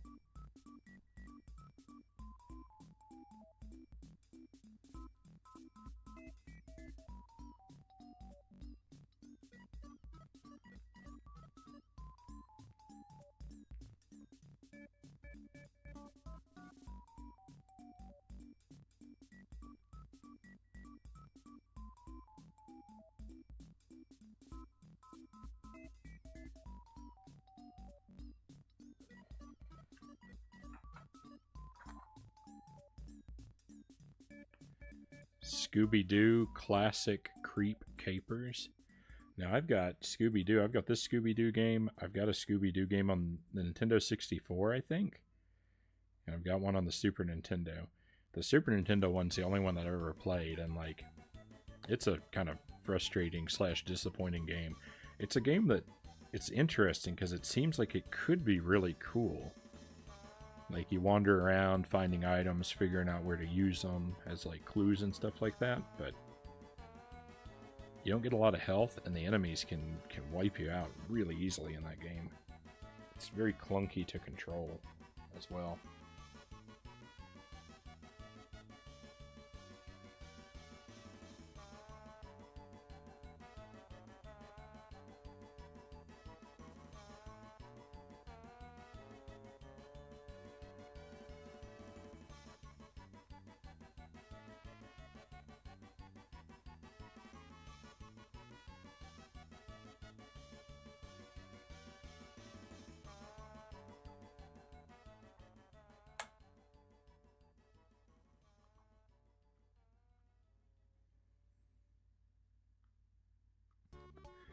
Bomberman Max Blue Champion. I got no idea what this game is about.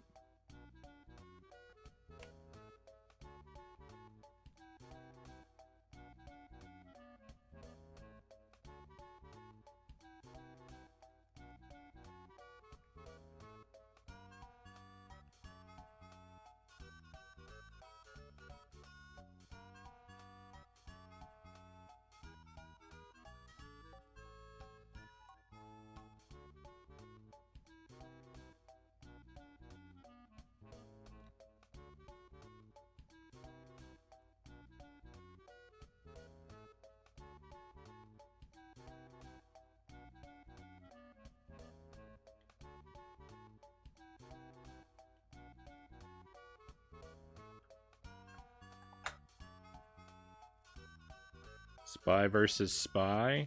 So this is a game, I used to play this as a really young kid. I played this on the Commodore 64. I was never super good at it, but I was okay. And there's a really cheesy strategy that makes the game super easy to beat. So I have beaten it, but using that strategy mostly.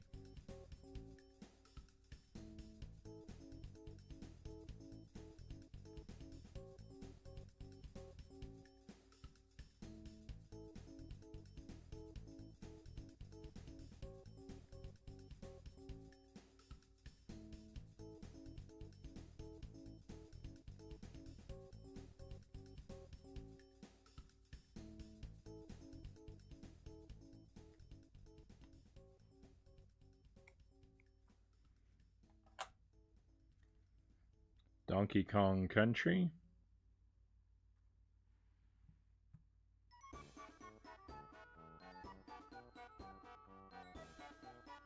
I have a manual for this one.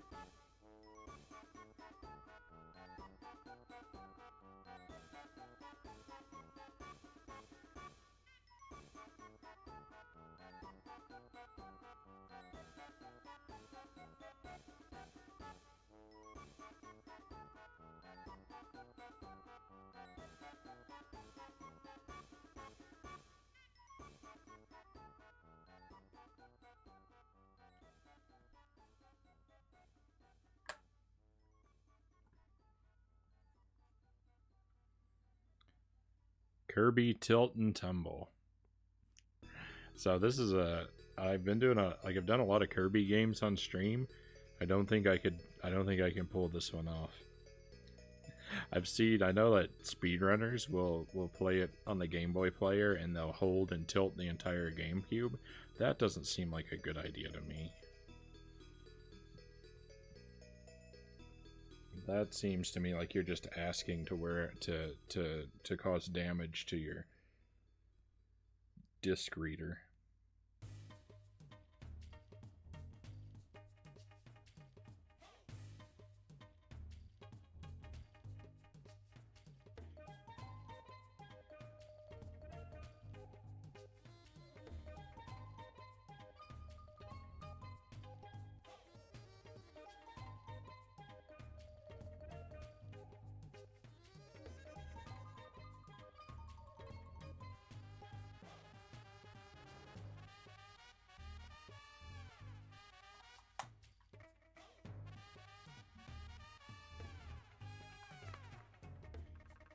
I think we're almost there with the Game Boy games. I think we've got 3 left. Wario Land 3.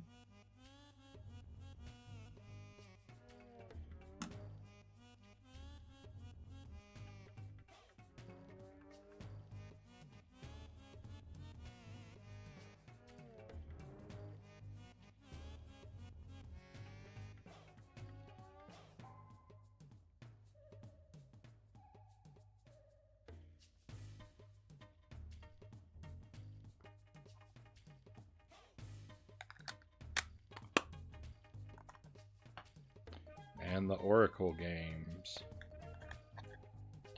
I tried streaming one of the Oracle games, but the save batteries are dead in both of them.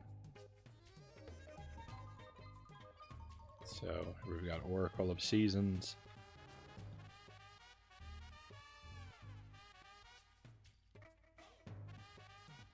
Somewhere I have a book that's like, I think it's Oracle of Seasons. It's one of the 2 Oracle games. It's a book. I think it's a Choose Your Own Adventure book that's based on one of these.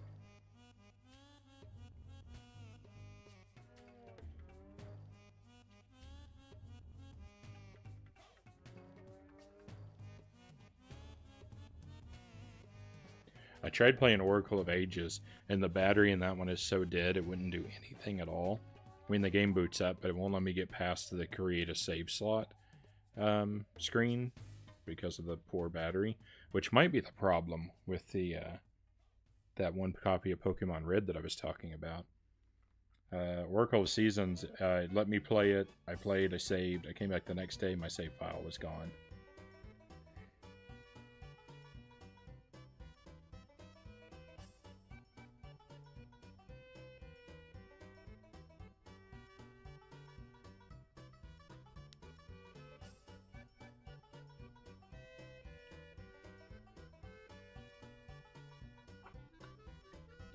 So some point I need to get on Amazon or something and buy a big lot of a whole bunch of these batteries so I can have them on hand and change them out when I need them.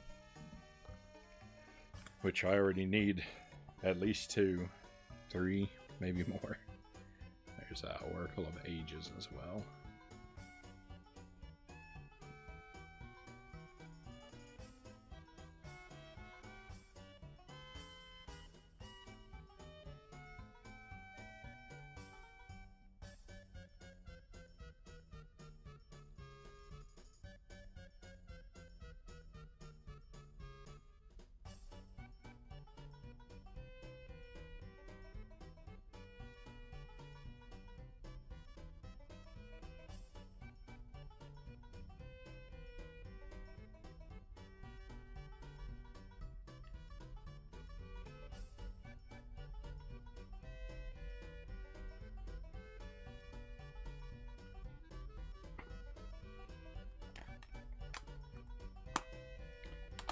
Alright, so I think that's it. I think that's every Game Boy game I own. Original Game Boy and Game Boy Color. Can't think of anywhere any of the others would be hiding, so let's see what the total is. Game Boy Color games, total of 32. So what's that? 1, 11. That's 117, counting original and color games together.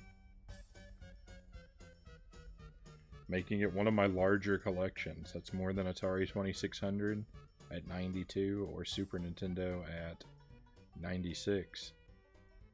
Those are my next largest collections. Plus, again, I've got one more on the way, so 118 is what we're hopefully going to be looking at in a couple days, provided the game I ordered actually arrives.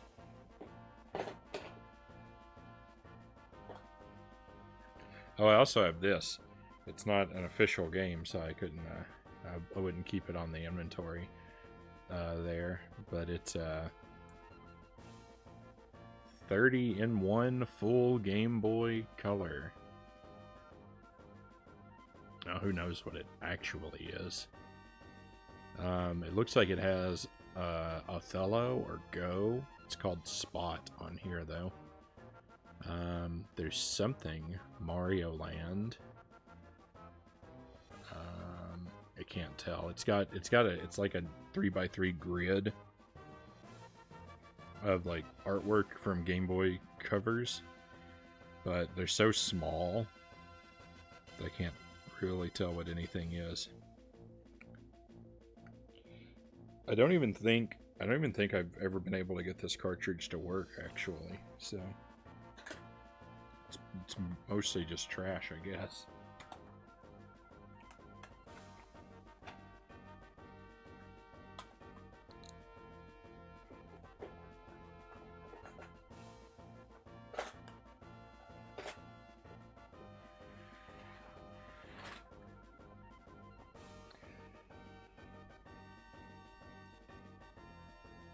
Okay, but I think that's going to do it. That's where we'll wrap the stream up, my friends. Thank you very much for hanging out and keeping me company while I've worked on this. There's still a ton more work to do, so... I mean, I don't know when I do the inventory streams. I kind of just do these whenever I get some time in the afternoon, kind of unexpectedly. Like I was lucky to yesterday and today, so I don't know if there'll be more this week or not, but still on the table I've got to inventory my PlayStation 1 and 2 games, my Xbox and Xbox 360 games, NES and Sega Genesis are the major collections that are all left to do. So I'd like to do the Genesis next, then maybe we'll go back and do some discs.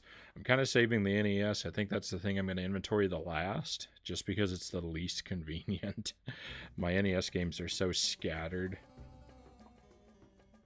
I've got them on display in 3 different areas of the room that they're going to be a pain to gather together. So we'll probably hold off on those. But yeah, thank you for being here and keeping me company. Thanks for chatting with me, those of you who have. If you want to stay on the line for a moment, I'll select a raid target for us. If anyone I know is on, or someone is streaming something interesting. I don't think I'm going to poke around for a new streamer. I'm just going to hope someone I know is on, that we can drop in on and I can lurk while I'm eating dinner. I've worked up quite an appetite. So I'll be having dinner, and then I'll be back later tonight for my regular stream. That happens at 11 p.m. Around that time. I will hopefully be on time. Might be a little late, but I'm going to try to be on time. Tonight we're doing Jump King and new Pokemon Snap. Gonna put the retro on hold for a night. Do something slightly more modern, although it's very difficult to call Jump King modern. Alright, and I've got a target for us selected. It looks like Powley is live over at Powley Plays, so let's drop in on Powley.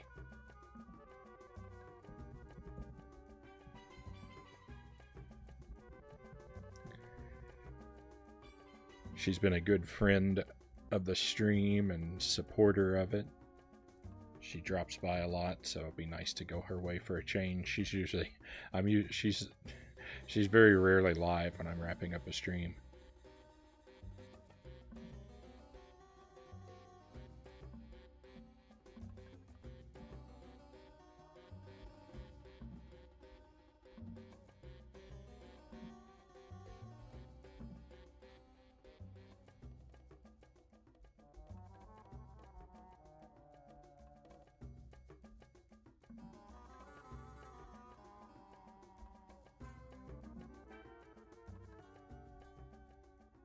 Okay, so one last time, my friends, thank you very much for being here. I hope you'll tune in to another one of my streams.